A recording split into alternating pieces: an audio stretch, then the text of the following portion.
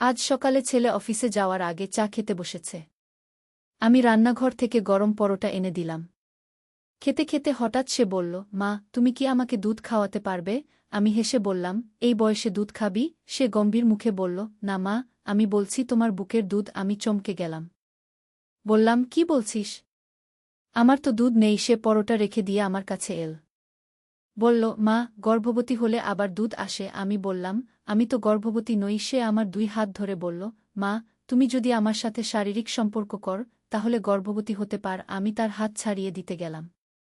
কিন্তু সে আরও জোরে ধরল। বলল, মা, আমি জানি এটা অস্বাভাবিক শোনাচ্ছে, কিন্তু আমি তোমাকে ভালোবাসি। শুধু মা হিসেবে নয়, একজন নারী হিসেবে। আমি চাই তুমি আমার স্ত্রী হও। আমি তোমার পেটে আমার সন্তান চাই। তারপর তুমি আমাকে দুধ খাওয়াবে, আমার বাচ্চাকেও খাওয়াবে। আমার মাথা ঝিমঝিম করে উঠল। টেবিলের চায়ের কাপ থেকে ধোঁয়া উঠে যাচ্ছে, ঠিক যেমন আমার জীবনে এই কথাগুলো ধোঁয়ার মতো এসে সবকিছু ঝাপসা করে দিয়েছে। এই গল্পটি সম্পূর্ণ শুনলে আপনাদের পানি অটোমেটিক বের হয়ে যাবে, সো যত দ্রুত সম্ভব হাতের কাছে টিস্যু নিয়ে বসে পড়ো। বিছানার চাদর যেন নষ্ট না হয় সেটা সম্পূর্ণ খেয়াল রাখার অনুরোধ জানিয়ে গল্পটি এখন শুরু করব। তার আগে সর্বশেষ অনুরোধ, দয়া করে এমন পানি বের করার গল্প নিয়মিত শুনতে আমাদের চ্যানেলটি সকলেই সাবস্ক্রাইব করুন। ধন্যবাদ। হ্যালো বন্ধুরা, আমার নাম নীলুফার খান। আমার বয়স 43 বছর। আমার স্বামীর নাম রফিক খান, বয়স 46 বছর। আমাদের 2 সন্তান, তানভীর আর রিফা। তানভীর 20 বছর বয়সী, ইউনিভার্সিটিতে পড়ে। রিফা 13 বছর বয়সী, স্কুলে যায়। আমার এই অদ্ভুত গল্পের শুরুটা হয়েছিল গত সপ্তাহে। তানভীর যখন এই অসম্ভব কথাগুলো বলেছিল, আমি বুঝতে পারিনি সে আসলে কি বলতে চাচ্ছে। কিন্তু পরের দিনই সব রহস্যের সমাধান হয়ে গেল। তানভীর আসলে তার প্রেমিকা সাবিনার কথা বলছিল। সাবিনা গর্ভবতী এবং সে চায় তানভীর তাকে বিয়ে করুক। কিন্তু সাবিনার বাবা-মা তানভীরকে পছন্দ করে না। তারা মনে করে তানভীর এখনও ছোট এবং চাকরি নেই। এই কারণে সাবিনা খুবই চিন্তিত এবং কান্নাকাটি করে। তানভীর আমাকে বলল, মা, সাবিনা বলেছে তুমি যদি তার মায়ের সাথে কথা বল, তাহলে হয়তো তারা রাজি হবে। তুমি বিয়ে করে একটা বাচ্চা দিয়েছ, তুমি বুঝবে একজন মায়ের মন। আমি হাসি দিয়ে বললাম, আরে পাগল, এইসব নিয়ে এত টেনশন করিস কেন? আমি কথা বলবো সাবিনার মায়ের সাথে গিয়ে। কিন্তু ব্যাপারটা যতটা সহজ মনে হয়েছিল ততটা সহজ ছিল না। সাবিনার মা নীলা আপা আমার সাথে দেখা করতে রাজি হলেন।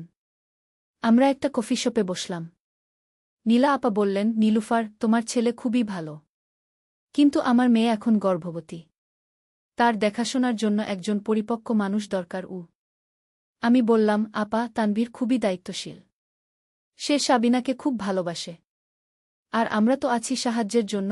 নীলা আপা একটু চুপ করে রইলেন। তারপর বললেন, আসলে ব্যাপারটা অন্য কিছু। তুমি কি জানো সাবিনা কোনো ডাক্তারের কাছে চেক আপ করায়?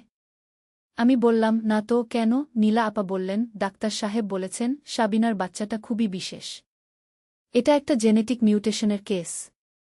বাচ্চাটার একটা অস্বাভাবিক ক্ষমতা থাকবে। আমি অবাক হয়ে জিজ্ঞেস করলাম, কী রকম ক্ষমতা? নীলা আপা বললেন, ডাক্তার বলেছেন বাচ্চাটা হবে টেলিপ্যাথিক। সে মানুষের মনের কথা পড়তে পারবে। আমার মাথায় যেন বাজ পড়ল। আমি বললাম, এটা কি বলছেন আপা? এসব তো সায়েন্স ফিকশনের গল্প। নীলা আপা বললেন, আমিও তাই ভেবেছিলাম। কিন্তু ডাক্তার সাহেব অনেক প্রমাণ দিয়েছেন। তিনি বলেছেন এই রকম কেস খুবই বিরল, হাজারে একটা হয়। আমি জিজ্ঞেস করলাম, তো এতে সমস্যা কি? নীলা আপা গম্ভীর হয়ে বললেন, সমস্যা হল, এই বাচ্চাটাকে দেখাশোনা করা খুবই কঠিন। সে যখন বড় হবে তখন সে সবার মনের কথা পড়তে পারবে। এটা তার জন্য এবং আমাদের জন্যও কঠিন হবে। আর সরকার যদি জানতে পারে, তাহলে তারা বাচ্চাটাকে গবেষণার জন্য নিয়ে যেতে পারে।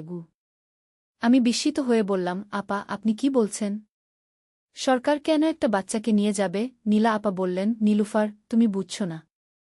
এই রকম ক্ষমতা থাকা মানুষেরা খুবই বিরল। সরকারের গোয়েন্দা বিভাগ এদের খুঁজে বের করে। তারা এদের ব্যবহার করে বিভিন্ন গোপন মিশনে গিয়ে। আমার গা শিউরে উঠল। আমি বললাম, তাহলে আমরা কি করব? নীলা আপা বললেন, আমার একটা পরিকল্পনা আছে। আমার এক বন্ধু আছে, সে একজন বিজ্ঞানী। তার নাম আহমেদ।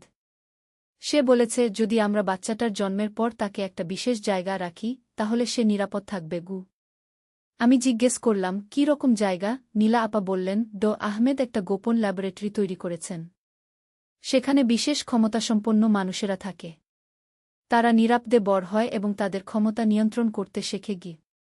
আমি অবাক হয়ে বললাম, এটা কি আইনি? নীলা আপা বললেন, হ্যাঁ, একদম আইনি। আহমেদ সরকারি অনুমতি নিয়ে এটা করেছেন। কিন্তু এটা গোপন রাখা হয় বাইরের লোকেদের কাছ থেকে গিয়ে। আমার মাথায় হাজারো প্রশ্ন ঘুরছিল। আমি বললাম, আপা, আমি তানভীরকে এসব বলবো? নীলা আপা বললেন, অবশ্যই। সে তো বাচ্চার বাবা হবে। তার জানার অধিকার আছে গু। ঘরে ফিরে আমি তানভীরকে সব বললাম। তানভীর প্রথমে বিশ্বাস করতে পারেনি। সে বলল, মা, এসব কি আসলেই সম্ভব? আমি বললাম, আমিও জানি না বাবা। কিন্তু নীলা আপা মিথ্যা বলবেন কেন? তানভীর বলল, আচ্ছা মা, তুমি কি আহমেদ সাহেবের সাথে কথা বলতে পারবে? আমি নিজের কানে শুনতে চাই কি? আমি বললাম, ঠিক আছে, আমি নীলা আপাকে বলব। পরের দিন নীলা আপা আহমেদ সাহেবের সাথে আমাদের দেখা করিয়ে দিলেন। আহমেদ সাহেব একজন মধ্যবয়সী ভদ্রলোক। তার চোখে একটা বিশেষ জ্যোতি আছে। তিনি আমাদের সাথে খুবই সহজভাবে কথা বললেন। আহমেদ বললেন, তানভীর, তোমার বাচ্চা সত্যিই খুব বিশেষ হবে। কিন্তু ভয়ের কিছু নেই। আমাদের ইনস্টিটিউটে আরও অনেক এরকম বাচ্চা আছে। তারা সবাই ভালো আছে এবং তাদের পরিবারের সাথে নিয়মিত যোগাযোগ রাখে। তানভীর জিজ্ঞেস করল, স্যার, আমি কি আমার বাচ্চাকে দেখতে পারব? আহমেদ হেসে বললেন, অবশ্যই। তুমি সপ্তাহে একবার করে দেখতে আসতে পারবে। আর সাবিনাও থাকবে বাচ্চার কাছে। আমি জিজ্ঞেস করলাম, সাহেব, বাচ্চাটা কি সত্যিই মনের কথা পড়তে পারবে? আহমেদ বললেন, হ্যাঁ, কিন্তু এটা ধীরে ধীরে বিকশিত হবে। প্রথমে খুব কম, তারপর আস্তে আস্তে বাড়বে। আমরা তাকে শেখাবো কিভাবে এই ক্ষমতা নিয়ন্ত্রণ করতে হয়। তানভীর বলল, স্যার, আমি কি আপনার ইনস্টিটিউট দেখতে পারি? আহমেদ বললেন, অবশ্যই। আগামীকাল তুমি আসো। আমি তোমাকে সব দেখাবো। পরের দিন আমরা সবাই মিলে আহমেদের ইনস্টিটিউটে গেলাম। জায়গাটা শহরের বাইরে একটা বিশাল এলাকা জুড়ে। বাইরে থেকে দেখলে মনে হবে একটা সাধারণ হাসপাতাল। কিন্তু ভেতরে ঢুকলে বোঝা যায় এটা কতটা আধুনিক। আহমেদ আমাদের নিয়ে গেলেন একটা বিশেষ ওয়ার্ডে। সেখানে আমরা দেখলাম বিভিন্ন বয়সের বাচ্চারা আছে। কিছু বাচ্চা খেলছে, কিছু পড়াশোনা করছে। সবার চেহারাই স্বাভাবিক। আহমেদ একটা ছোট মেয়েকে ডেকে বললেন, রিমি, এসো, কি মেয়েটা এল। তার বয়স হবে 7-8 বছর। আহমেদ বললেন, রিমি, তুমি কি বলতে পারো আঙ্কেল কি ভাবছে? রিমি তানভীরের দিকে তাকিয়ে বলল, আঙ্কেল ভাবছে যে আমি সত্যিই তার মনের কথা পড়তে পারি কিনা। তানভীর চমকে গেল। সে সত্যিই এটাই ভাবছিল। রিমি হেসে বলল, আর আঙ্কেল ভাবছে যে এটা হয়তো কোনো ম্যাজিক। তানভীর আমার দিকে তাকাল। তার চোখে বিস্ময়। আহমেদ বললেন, রিমির বয়স যখন 3 বছর ছিল তখন তার এই ক্ষমতা প্রকাশ পেয়েছিল। এখন সে খুবই ভালো নিয়ন্ত্রণ করতে পারে। সে শুধু তখনই কারো মনের কথা পড়ে যখন তাকে বলা হয়। আমি জিজ্ঞেস করলাম, রিমির মা বাবা কি তাকে দেখতে আসে? রিমি নিজেই উত্তর দিল, হ্যাঁ আন্টি, তারা প্রতি রবিবার আসে। আর আমি বছরে 2 বার বাড়িতে যাই। আমরা আরও কিছু বাচ্চার সাথে কথা বললাম। একটা ছেলে ছিল যে জিনিসপত্র না ছুঁয়েই নাড়াতে পারে। আরেকটা মেয়ে ছিল যে ভবিষ্যতের কিছু ঘটনা দেখতে পায়। সবাই খুশি মনে থাকে এবং তাদের ক্ষমতা নিয়ে কোনো সমস্যায় পড়ে না। আহমেদ আমাদের বললেন, দেখো, এখানে সবাই একসাথে থাকে বলে তারা নিজেদের আলাদা মনে করে না। আর আমরা তাদের শেখাই যে তাদের ক্ষমতা একটা উপহার, কোনো অভিশাপ নয়। সাবিনার বাচ্চা হওয়ার পর আমরা তাকে আহমেদের ইনস্টিটিউটে নিয়ে গেলাম। বাচ্চাটা একটা ছেলে। নাম রাখলাম আরিয়ান। খুবই সুন্দর বাচ্চা। সাবিনা সেখানেই থেকে গেল আরিয়ানের দেখাশোনা করার জন্য। তানভীর প্রতিদিন সেখানে যায়। আমিও সপ্তাহে 2-3 দিন যাই। আরিয়ানের যখন 2 বছর বয়স তখন তার ক্ষমতার প্রথম লক্ষণ দেখা দিল। সে কখনো কখনো কাঁদত যখন কেউ তার কাছে খারাপ কিছু ভাবত। আহমেদ বললেন, এটা স্বাভাবিক। আস্তে আস্তে সে শিখে নেবে। এখন আরিয়ানের বয়স 5 বছর। সে খুবই চালাক এবং সুন্দর একটা বাচ্চা। তার ক্ষমতা এখন অনেক বিকশিত হয়েছে। কিন্তু সে শুধু প্রয়োজনের সময় ব্যবহার করে। আহমেদ তাকে শিখিয়েছেন যে এই ক্ষমতা দিয়ে মানুষের উপকার করতে হবে, ক্ষতি নয়। তানভীর এখন চাকরি করে এবং সাবিনাকে বিয়ে করেছে। তারা সপ্তাহে 3 দিন ইনস্টিটিউটে থাকে আরিয়ানের সাথে। আর বাকি দিনগুলো আমাদের সাথে। আরিয়ান আমাকে নানি বলে ডাকে। খুবই আদরের নাতি। গত মাসে আরিয়ান একটা অদ্ভুত কথা বলল। সে বলল, নানি, তুমি কি জানো আমাদের এলাকায় একটা খারাপ মানুষ আছে? আমি জিজ্ঞেস করলাম, কি রকম খারাপ? আরিয়ান বলল, সে ছোট বাচ্চাদের ক্ষতি করার কথা ভাবে। আমি চমকে উঠলাম। আমি তানভীরকে এবং আহমেদকে বলেছিলাম।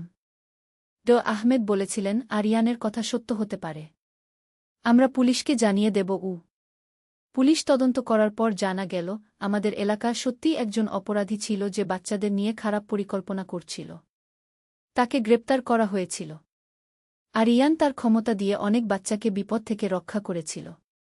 এখন আমি বুঝতে পারি যে আল্লাহ আরিয়ানকে এই বিশেষ ক্ষমতা দিয়েছেন যাতে সে মানুষের উপকার করতে পারে। আর আমাদের পরিবার এই অস্বাভাবিক অভিজ্ঞতার মধ্য দিয়ে আরও শক্তিশালী হয়েছে। তানভীর এখন আহমেদের ইনস্টিটিউটে একজন কাউন্সেলর হিসেবে কাজ করে। সে অন্য বাবা মায়েদের সাহায্য করে যাদের বাচ্চাদের বিশেষ ক্ষমতা আছে। সাবিনা একজন স্পেশাল এডুকেটর হয়েছে। আর আমি গর্বিত একজন নানি যার নাতির ক্ষমতা দিয়ে সমাজের উপকার হচ্ছে। আরিয়ান মাঝে মাঝে আমাকে বলে, নানি, আমি বড় হলে একজন ভালো পুলিশ হব। আমি খারাপ মানুষদের ধরব। আমি তাকে বুকে জড়িয়ে ধরি আর ভাবি, আল্লাহ আমাদের কতটা বিশেষ একটা উপহার দিয়েছেন। এই গল্পের সবচেয়ে সুন্দর দিক হল, আমরা জেনেছি যে পৃথিবীতে এরকম অনেক বিশেষ মানুষ আছে। তারা সবাই নিজেদের ক্ষমতা দিয়ে মানবতার সেবা করে। আর আমাদের আরিয়ানও একদিন তাদের মতোই বড় কিছু করবে। কিন্তু আরিয়ানের 6 বছর বয়সে একটা অদ্ভুত ঘটনা ঘটল। একদিন সে আমাকে বলল, নানি, আমি একটা বিপদের কথা দেখতে পাচ্ছি। আমাদের শহরে একটা বড় দুর্ঘটনা হবে। আমি ভয় পেয়ে গেলাম। তাড়াতাড়ি আহমেদকে ফোন দিলাম। আহমেদ সাহেব এসে আরিয়ানের সাথে কথা বললেন। আরিয়ান বলল, দাদু, আমি দেখতে পাচ্ছি একটা বড় বিল্ডিং ভেঙে পড়বে। অনেক মানুষ ভেতরে আটকে যাবে। আহমেদ গম্ভীর হয়ে বললেন, তুমি কি বিল্ডিংটা চিনতে পারছ? আরিয়ান চোখ বন্ধ করে বলল, হ্যাঁ, এটা একটা শপিং মল। নাম লেখা আছে সিটি প্লাজা। আমরা সবাই চমকে গেলাম। সিটি প্লাজা আমাদের শহরের সবচেয়ে বড় শপিং মল। সেখানে প্রতিদিন হাজার হাজার মানুষ যায়। আহমেদ সাহেব বললেন, আমাদের এখনই কিছু করতে হবে। তিনি তার এক বন্ধু ইঞ্জিনিয়ার হাসান সাহেবকে ফোন দিলেন। ইঞ্জিনিয়ার হাসান সাহেব বিল্ডিং নির্মাণের একজন বিশেষজ্ঞ। তিনি এসে আরিয়ানের সাথে কথা বললেন। আরিয়ান তাকে বিস্তারিত বর্ণনা দিল যে কোনো অংশ থেকে বিল্ডিংটা ভাঙতে শুরু করবে। ইঞ্জিনিয়ার হাসান সাহেব সিটি প্লাজার মালিকদের সাথে যোগাযোগ করলেন। প্রথমে তারা বিশ্বাস করেনি। কিন্তু হাসান সাহেব যখন আরিয়ানের বর্ণনা অনুযায়ী পরীক্ষা করে দেখলেন, তখন দেখা গেল সত্যিই বিল্ডিংটার ভিত্তিতে কিছু সমস্যা আছে। তারা তাড়াতাড়ি শপিং মল বন্ধ করে দিলেন এবং মেরামতের কাজ শুরু করলেন। ঠিক 3 দিন পরে যখন মেরামতের কাজ চলছিল, তখন একটা অংশ ভেঙে পড়ল। কিন্তু সেখানে কেউ ছিল না বলে কোনো দুর্ঘটনা হয়নি। এই ঘটনার পর আরিয়ানের খ্যাতি ছড়িয়ে পড়ল। অনেক মানুষ তার সাহায্য চাইতে আসত। কিন্তু আহমেদ সাহেব সবাইকে বুঝিয়ে দিতেন যে আরিয়ান এখনও ছোট এবং তার ক্ষমতা নিয়ন্ত্রণ করতে শিখছে। আরিয়ানের 7 বছর বয়সে আরেকটা বড় ঘটনা ঘটল। একদিন সে কাঁদতে কাঁদতে আমার কাছে এল। বলল, নানি, আমি একটা ভয়ানক জিনিস দেখেছি। একটা বাস দুর্ঘটনা হবে। অনেক স্কুলের বাচ্চা মারা যাবে। আমার হাত পা কাঁপতে লাগল। আমি তানভীর আর আহমেদ সাহেবকে খবর দিলাম। আরিয়ান বলল যে দুর্ঘটনাটা হবে ঢাকা-চট্টগ্রাম হাইওয়েতে। একটা স্কুল বাস উল্টে যাবে। আহমেদ সাহেব তার পরিচিত একজন পুলিশ অফিসারকে জানালেন। পুলিশ অফিসার প্রথমে সন্দেহ করলেও আরিয়ানের আগের রেকর্ড দেখে বিশ্বাস করলেন। তারা সেই রুটে বিশেষ নজরদারি বাড়াল। 2 দিন পরে সত্যিই একটা স্কুল বাসের ব্রেক ফেইল হয়ে গেল।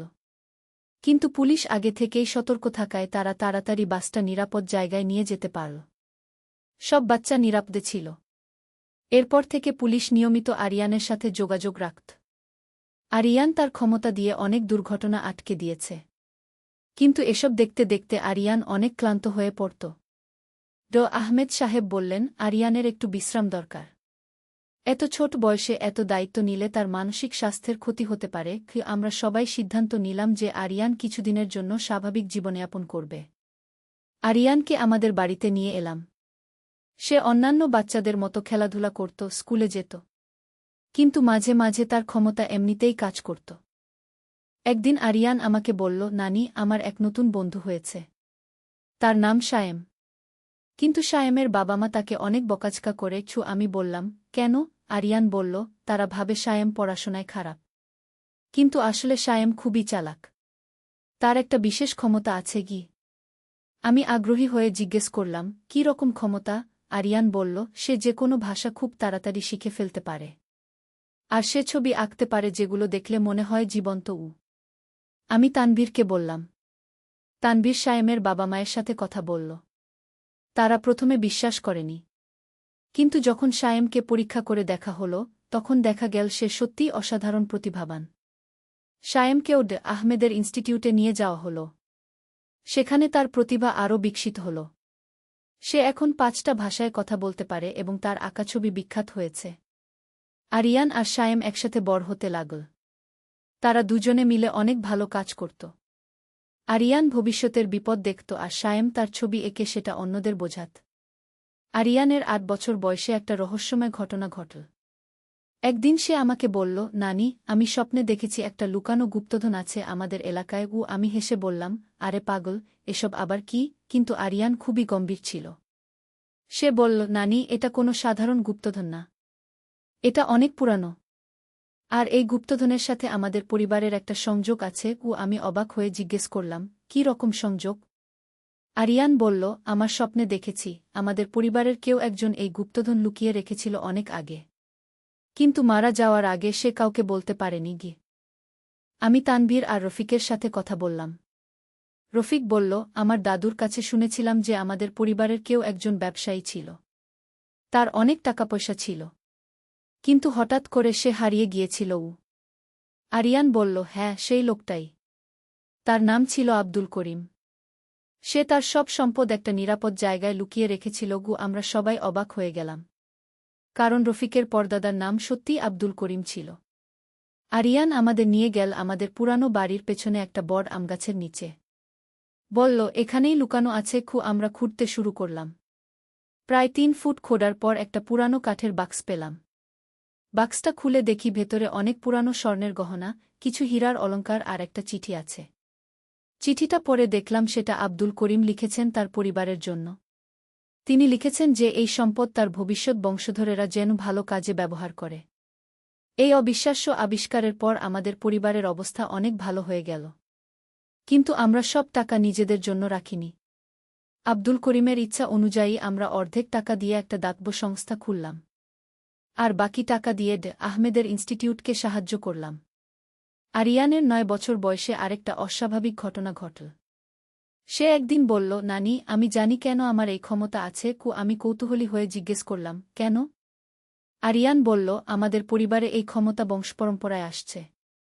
কিন্তু এটা প্রতি 3 প্রজন্ম পর পর একবার করে আসে। আমি চমকে গেলাম। তুমি কিভাবে জানো? আরিয়ান বলল, আব্দুল করিম দাদার স্বপ্নে এসে বলেছে। আরিয়ান বলল, আব্দুল করিম দাদারও এই ক্ষমতা ছিল। তিনি এই ক্ষমতা দিয়ে ব্যবসায় সফল হয়েছিলেন। কিন্তু তিনি জানতেন যে এই ক্ষমতার অপব্যবহার করলে বিপদ হবে। তাই তিনি সব সম্পদ দান করার জন্য রেখে গিয়েছিলেন। আহমেদ সাহেব এই কথা শুনে বললেন, এটা খুবই আকর্ষণীয়। আমি অন্যান্য পরিবারের ইতিহাসও খোঁজ করে দেখেছি।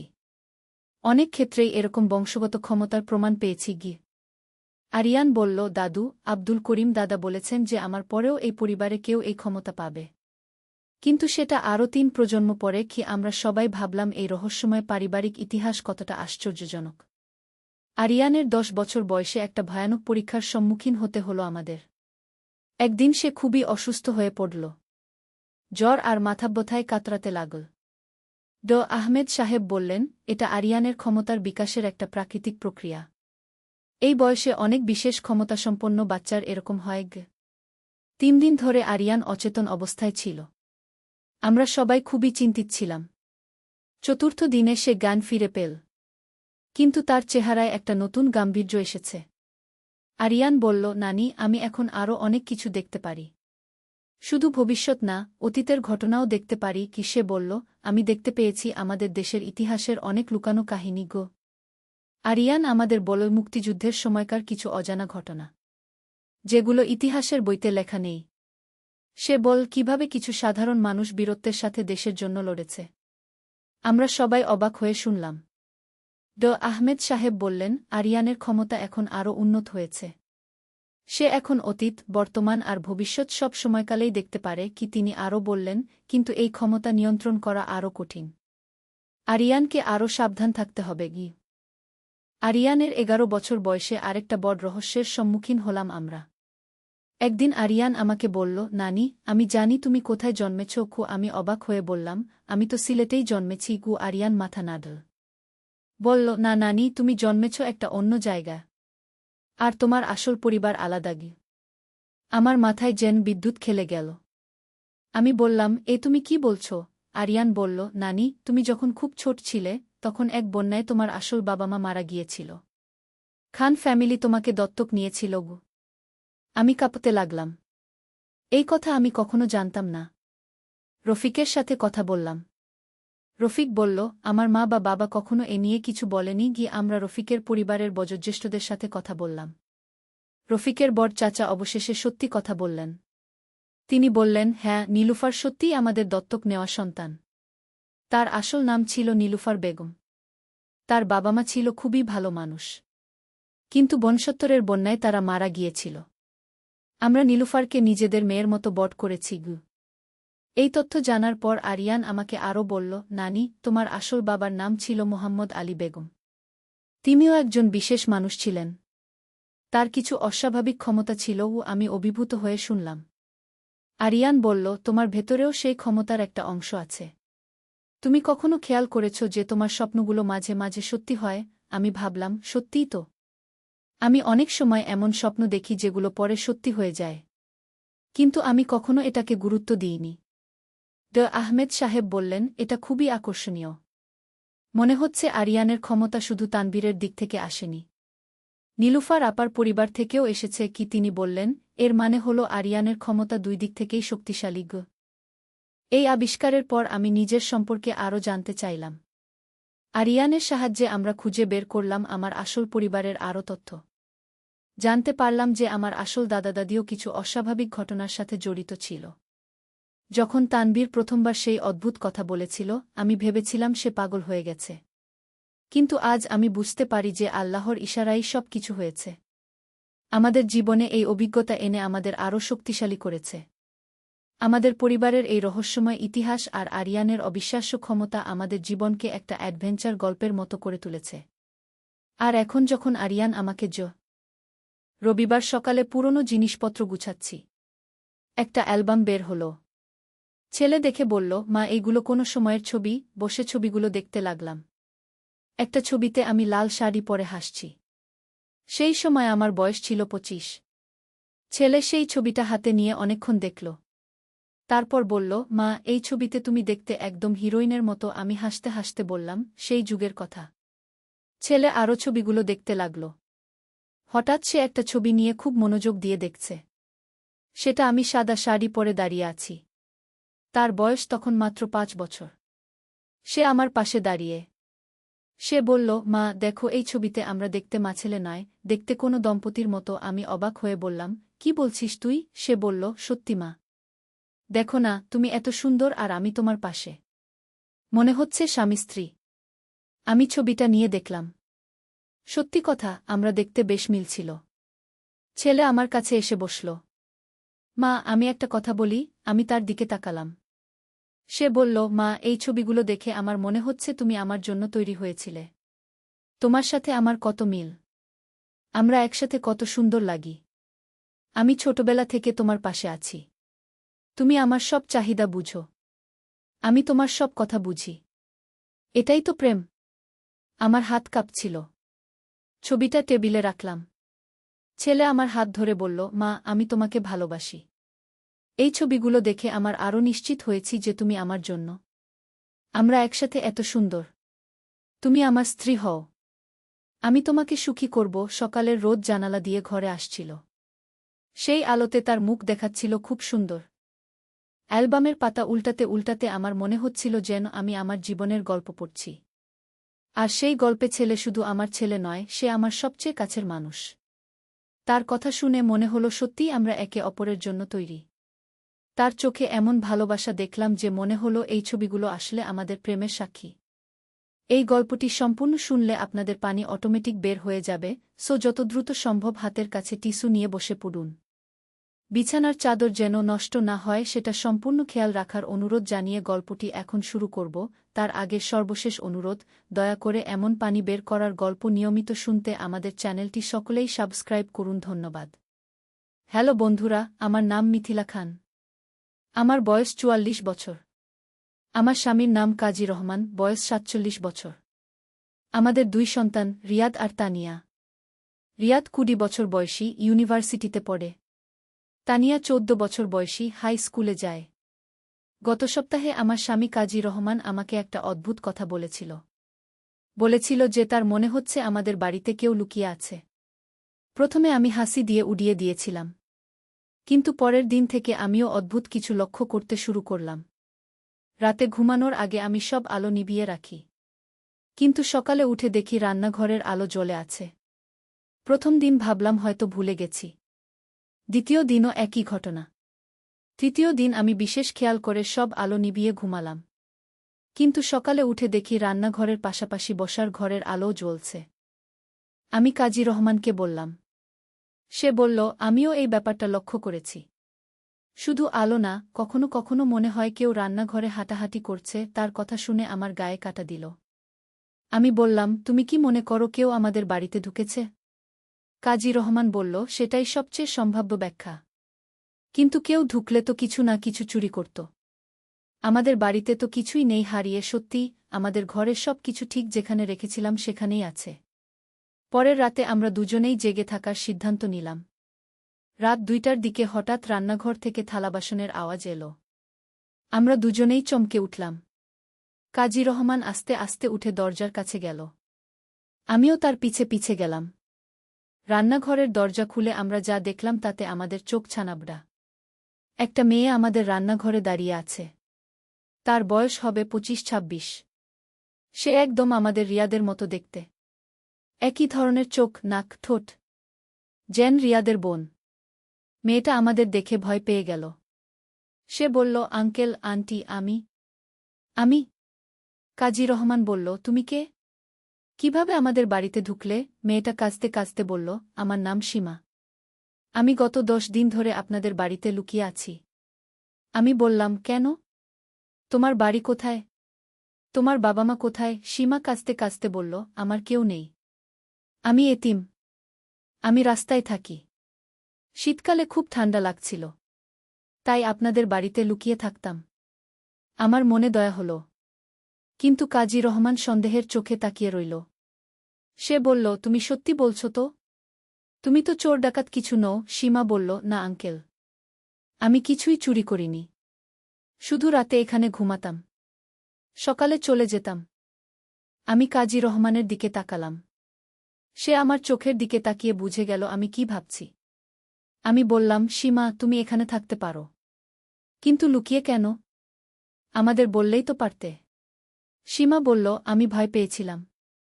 মনে করেছিলাম আপনারা আমাকে তাড়িয়ে দেবেন। আমি তার হাত ধরে বললাম, না বাবা, আমরা তোমাকে তাড়াব না। তুমি আমাদের সাথেই থাকো। পরের দিন সকালে রিয়াদ আর তানিয়া সীমাকে দেখে অবাক হয়ে গেল। রিয়াদ বলল, মা, একে? আমি সব ঘটনা বললাম। তানিয়া বলল, দিদি, তুমি আমার বড় বোনের মতো। সীমা হাসল। কিন্তু রিয়াদের মুখে অন্য রকম ভাব। সে সীমার দিকে এমনভাবে তাকিয়ে রইল যেন তাকে আগে দেখেছে। আমি রিয়াদকে জিজ্ঞেস করলাম, কি হয়েছে?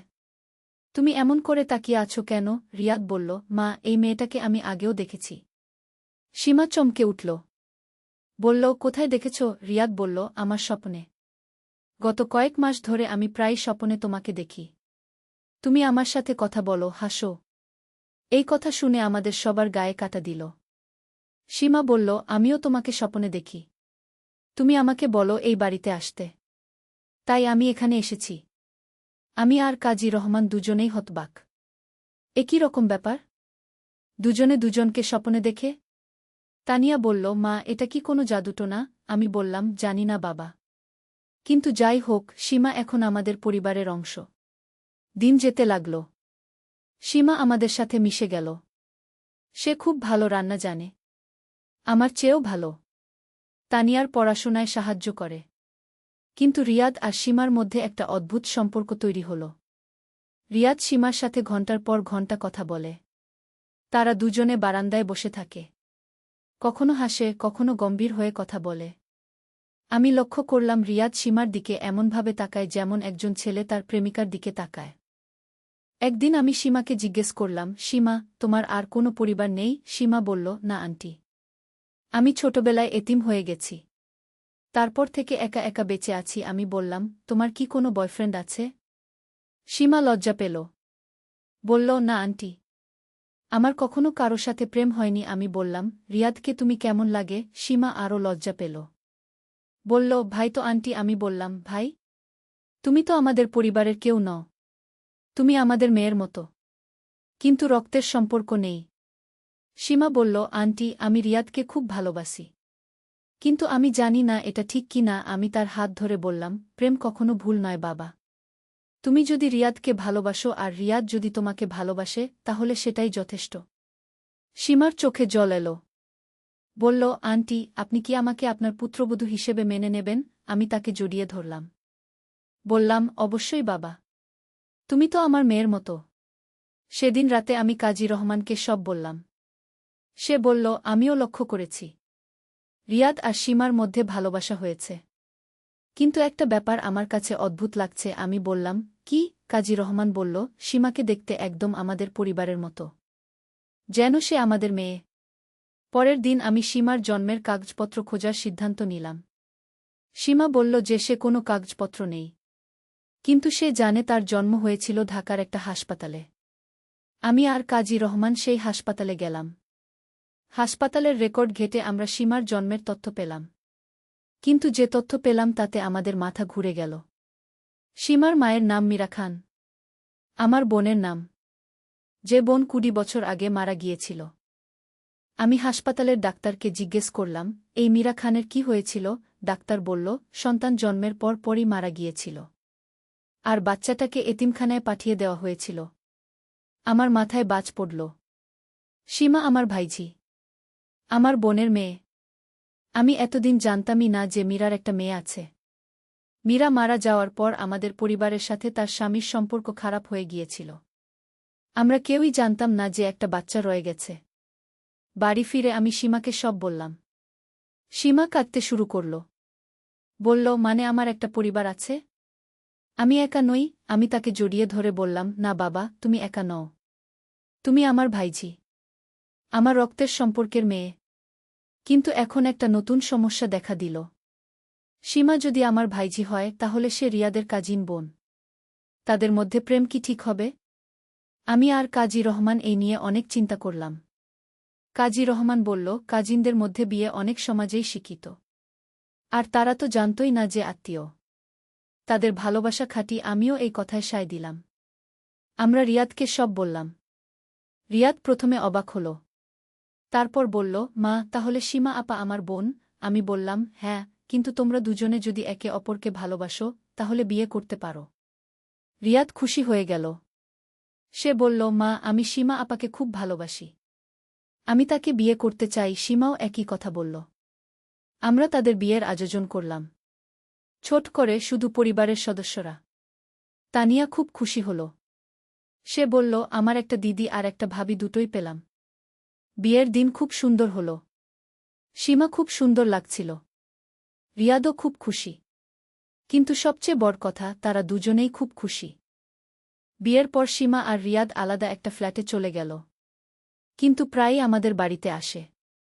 সীমা এখন আমাদের পরিবারের একটা অবিচ্ছেদ্য অংশ। আর আমি পেয়েছি একটা মেয়ে যাকে আমি এতদিন হারিয়ে ভেবেছি। একদিন সীমা আমাকে বলল, মাম্মা, এখন সে আমাকে মাম্মা বলে ডাকে। আমার মনে হয় আম্মা আমাকে স্বপনে পথ দেখিয়ে এই বাড়িতে পাঠিয়েছে। আমি বললাম, হ্যাঁ বাবা, তোমার আম্মা চায় তুমি সুখী হও। কিছুদিন পর সীমা আমাকে বলল যে সে গর্ভবতী। আমাদের সবার খুশির আর সীমা নেই। আমি দাদিমা হব। তানিয়া ফুপি হবে। কাজী রহমান দাদা হবে। 9 মাস পর সীমার একটা ছেলে হল। তার নাম রাখা হল আয়ান। আয়ানকে দেখতে একদম রিয়াদের ছোটবেলার মতো। আমার মনে হল যেন আমার রিয়াদ ছোট হয়ে ফিরে এসেছে। আজ আয়ানের বয়স 3 বছর। সে খুব সুন্দর, খুব বুদ্ধিমান। সীমা আর রিয়াদ খুব সুখে আছে। তানিয়া এখন কলেজে পড়ে। সেও একটা ছেলেকে পছন্দ করে। আমরা তার বিয়ের কথাও ভাবছি। কাজী রহমান মাঝে মাঝে বলে জীবনটা কত অদ্ভুত। একটা মেয়ে এতিম হয়ে রাস্তায় থাকত। আর আজ সে আমাদের পরিবারের সবচেয়ে গুরুত্বপূর্ণ সদস্য। আমিও মাঝে মাঝে ভাবি, যদি সেদিন সীমাকে তাড়িয়ে দিতাম, তাহলে আমরা এত সুখ পেতাম না। এখন প্রায় মনে হয় যে ভাগ্য আমাদের সবাইকে একসাথে এনেছে। সীমা যখন প্রথম আমাদের বাড়িতে এসেছিল, আমি কখনো ভাবিনি যে সে একদিন আমার পুত্রবধূ হবে, আমার নাতির মা হবে। কিন্তু জীবনে আরও অনেক রহস্য বাকি ছিল। গত মাসে আমি আমার পুরনো একটা ট্রাঙ্ক খুলেছিলাম। সেখানে আমার বোন মীরার কিছু জিনিসপত্র পেলাম। তার মধ্যে একটা ডায়েরি ছিল। সেই ডায়েরিতে মীরা লিখেছিল যে তার একটা মেয়ে হবে। আর সে চায় তার মেয়ে যেন আমাদের পরিবারের সাথে থাকে। মীরা তার ডায়েরিতে আরও লিখেছিল যে তার মেয়ে হবে খুব সুন্দর, খুব গুণবতী। আর তার মেয়ে আমার ছেলেকে বিয়ে করবে। এই কথা পড়ে আমার গায়ে কাটা দিল। মীরা কিভাবে জানল যে তার মেয়ে আমার ছেলেকে বিয়ে করবে? আমি সীমাকে এই ডায়েরি দেখালাম। সীমা পরে কাঁদতে শুরু করল। বলল, মাম্মা, আম্মা সব জানত। আম্মা আমার জন্য সব ঠিক করে গেছে। আমিও কাঁদলাম। আমার বোন এত দূরদর্শী ছিল। রিয়াদ ডায়েরিটা পড়ে বলল, মা, মনে হচ্ছে খালাম্মা আমাদের ভবিষ্যৎ দেখতে পেত। আমি বললাম, হ্যাঁ বাবা, তোমার খালাম্মার অনেক অদ্ভুত ক্ষমতা ছিল। এই ঘটনার পর আমাদের পরিবারে আরও একটা রহস্যজনক ঘটনা ঘটল। তানিয়া একদিন স্কুল থেকে ফিরে বলল যে তার ক্লাসে একটা নতুন মেয়ে এসেছে। তার নাম রিমা। রিমা দেখতে একদম আমার মতো। তানিয়া বলল, মা, রিমা দিদিকে দেখে মনে হচ্ছে তুমি ছোট হয়ে গেছ। আমি কৌতূহলী হয়ে তানিয়াকে বললাম রিমাকে একদিন বাড়িতে নিয়ে আসতে। তানিয়া পরের দিন রিমাকে নিয়ে এলো। রিমাকে দেখে আমি অবাক হয়ে গেলাম। সত্যিই সে দেখতে একদম আমার মতো। যেন আমার আরেকটা মেয়ে। রিমার সাথে কথা বলে জানলাম যে তার বাবা মায়ের নাম কমল দাস আর গীতা দাস। কমল দাস নামটা শুনে আমার মাথায় কিছু একটা খেলে গেল। আমার মনে পড়ল আমাদের স্কুলে কমল দাস নামে একটা ছেলে ছিল। সে আমাকে প্রেম করত। কিন্তু আমি তাকে প্রত্যাখ্যান করেছিলাম। আমি রিমাকে জিজ্ঞেস করলাম, তোমার বাবা কি আমাকে চেনে? রিমা বলল, হ্যাঁ আন্টি। বাবা বলে আপনাকে স্কুলে দেখেছে। আপনি নাকি খুব সুন্দর ছিলেন। আমি বুঝে গেলাম যে রিমার বাবা সেই কমল দাস। আমি রিমার মায়ের কথা জিজ্ঞেস করলাম। রিমা বলল, মা অসুস্থ। তার ক্যান্সার হয়েছে। ডাক্তার বলেছে বেশি দিন বাঁচবে না। আমার মনে দয়া হল। আমি বললাম, তোমার মায়ের সাথে আমার দেখা করা দরকার। পরের দিন আমি রিমার বাড়িতে গেলাম। গীতা দাসকে দেখে মনে হল যেন আমি নিজেকে দেখছি। কিন্তু গীতা খুব অসুস্থ, খুব দুর্বল। কমল দাস আমাকে দেখে অবাক হয়ে গেল। বলল, মিথিলা, তুমি এখানে কেন? আমি বললাম, তোমার মেয়ে আমার মেয়ের বন্ধু। আমি তোমার স্ত্রীকে দেখতে এসেছি। গীতা আমার হাত ধরে বলল, আমি জানি আমার বেশি দিন নেই। আমার একটা অনুরোধ। আমার মেয়ে রিমাকে দেখাশোনা করবে? আমি তার হাত ধরে বললাম, অবশ্যই। রিমা আমার মেয়ের মতো। গীতা কাঁদতে শুরু করল। বলল, আমি জানি তুমি ভালো মানুষ। কমল সবসময় তোমার কথা বলে। 2 সপ্তাহ পর গীতা দাস মারা গেল। রিমা একদম একা হয়ে গেল। কমল দাস তার কাজের জন্য বিদেশে যায়। রিমাকে একা রাখতে পারল না। সে আমার কাছে এসে অনুরোধ করল রিমাকে রাখতে। আমি রিমাকে আমাদের বাড়িতে নিয়ে এলাম। তানিয়া খুব খুশি হল। এখন তার একটা বোন হল। সীমাও রিমাকে খুব পছন্দ করল। রিয়াদ বলল, মা, আমাদের পরিবার দিন দিন বড় হচ্ছে। রিমা আমাদের সাথে থাকতে শুরু করল। সে খুব ভালো মেয়ে, খুব পড়াশোনায় ভালো। কিন্তু একটা ব্যাপার আমি লক্ষ্য করলাম। রিমা আর আয়ানের মধ্যে খুব ভাব। আয়ান যখনই রিমাকে দেখে দৌড়ে গিয়ে তার কোলে ওঠে। রিমাও আয়ানকে খুব আদর করে। একদিন রিমা আমাকে বলল, আন্টি, আয়ানকে দেখলে মনে হয় আমার ছোট ভাই। কিন্তু আমার তো কোনো ভাই নেই। আমি বললাম, এখন তো আছে। আয়ান তোমার ভাইয়ের মতো। সময় যেতে লাগল। রিমা আমাদের পরিবারের একটা অংশ হয়ে গেল। তানিয়া আর রিমা 2 বোনের মতো থাকে। সীমা রিমাকে খুব স্নেহ করে। আর আয়ান তো রিমার পিছে পিছে ঘোরে সারাদিন। কিন্তু একদিন আরেকটা অদ্ভুত ঘটনা ঘটল। রিমার বাবা কমল দাস বিদেশ থেকে ফিরে এলো। সে আমার কাছে এসে বলল, মিথিলা, আমি তোমাকে বিয়ে করতে চাই। আমি অবাক হয়ে বললাম, কি বলছো তুমি? তুমি পাগল হয়ে গেছ? কমল বলল, না, আমি ঠিক আছি। আমি এতদিন তোমাকে ভুলতে পারিনি। গীতাকে বিয়ে করেছিলাম, কিন্তু তোমাকে ভালোবাসা কমেনি। আমি রেগে গিয়ে বললাম, তুমি কি বলছ? আমার স্বামী আছে, সংসার আছে। আর তুমি এখন বিধুর। তোমার মাথা ঠিক নেই। কমল বলল, আমি জানি এটা ভুল। কিন্তু আমি তোমাকে ছাড়া থাকতে পারব না। আমি কাজী রহমানকে সব বললাম। কাজী রহমান রেগে গেল। বলল, কমল দাস পাগল হয়ে গেছে। তাকে বোঝাতে হবে। আমি বললাম, কিন্তু রিমার কি হবে? সে তো আমাদের কাছে থাকে।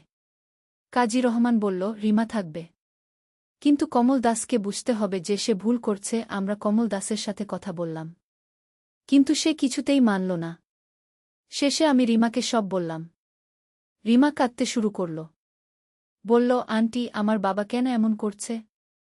আমি লজ্জিত। আমি তাকে জড়িয়ে ধরে বললাম, তুমি লজ্জিত হওয়ার কিছু নেই। তোমার বাবার ভুল। রিমা বলল, আন্টি, আমি আর বাবার কাছে যাব না।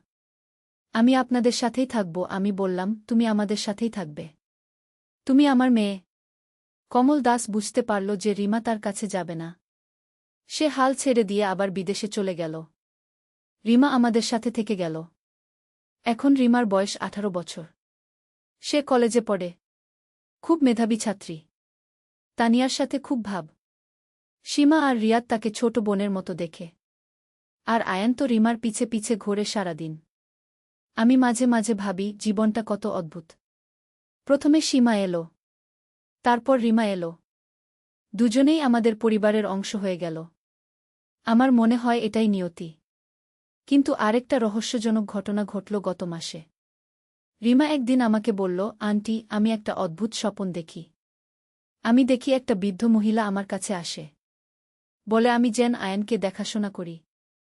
আমি অবাক হয়ে বললাম, কেমন দেখতে সেই মহিলা? রিমা বলল, আপনার মতো দেখতে। কিন্তু অনেক বৃদ্ধ। আমার মনে হলো সেই মহিলা হয়তো আমার মা। আমার মা মারা গিয়েছে 10 বছর আগে। আমি রিমাকে আমার মায়ের ছবি দেখালাম। রিমা দেখে বলল, হ্যাঁ, এই মহিলাই। তিনি আমার স্বপনে আসেন। আমার গায়ে কাটা দিল। আমার মা কেন রিমার স্বপনে আসছে? আমি সীমাকে এই কথা বললাম। সীমা বলল, মাম্মা, আমারও মনে হয় দাদিমা আমাদের দেখাশোনা করছে। আমিও কখনো কখনো দাদিমাকে স্বপনে দেখি। আমি বললাম, কি বলে দাদিমা? সীমা বলল, বলে আমরা সবাই যেন ভালো থাকি। আর আয়ানকে যেন ভালো মানুষ করি। এই সব ঘটনার পর আমার মনে হচ্ছে আমাদের পরিবারের উপর কোনো অদৃশ্য শক্তির আশীর্বাদ আছে। আমার বোন মীরা, আমার মা, তারা হয়তো আমাদের দেখাশোনা করছে। আজ আয়ানের বয়স 5 বছর। সে খুব বুদ্ধিমান, খুব সুন্দর। স্কুলে খুব ভালো ফলাফল করে। রিমা তার পড়াশোনায় সাহায্য করে। তানিয়া তার সাথে খেলে। আমরা সবাই তাকে খুব আদর করি। কিন্তু একটা ব্যাপার আমি লক্ষ্য করি। আয়ান রিমাকে দেখলে বলে, মাম্মি, রিমা ফুপি কি আমার বউ হবে? আমি হেসে বলি, না বাবা, রিমা ফুপি তোমার ফুপি। কিন্তু আয়ান বলে, আমি বড় হলে রিমা ফুপিকে বিয়ে করব। রিমাও আয়ানের এই কথা শুনে লজ্জা পায়।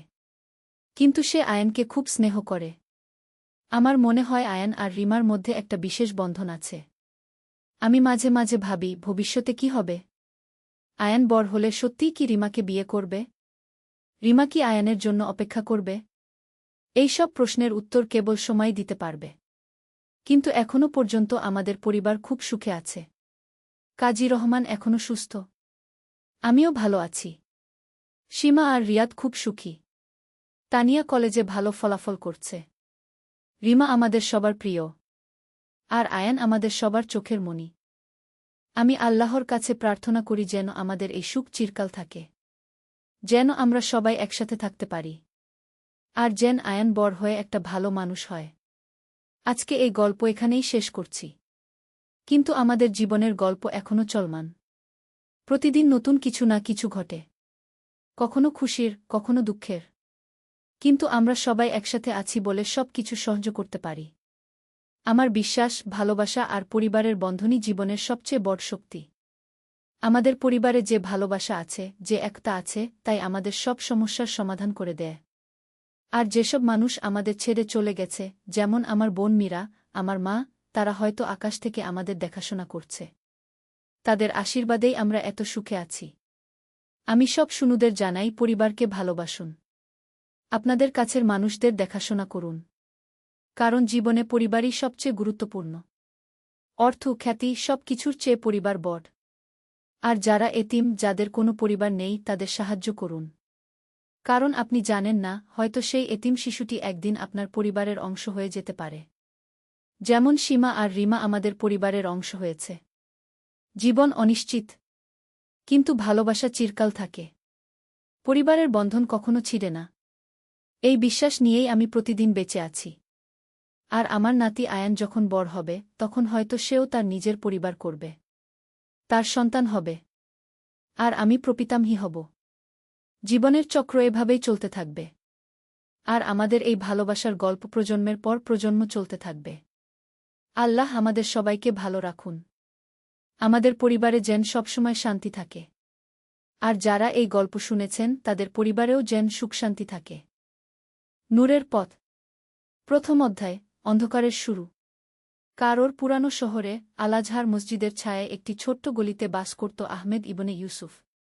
তার বয়স তখন মাত্র 16 বছর, কিন্তু জীবনের কঠোর বাস্তবতা তাকে অনেক আগেই পরিপক্ব করে তুলেছিল।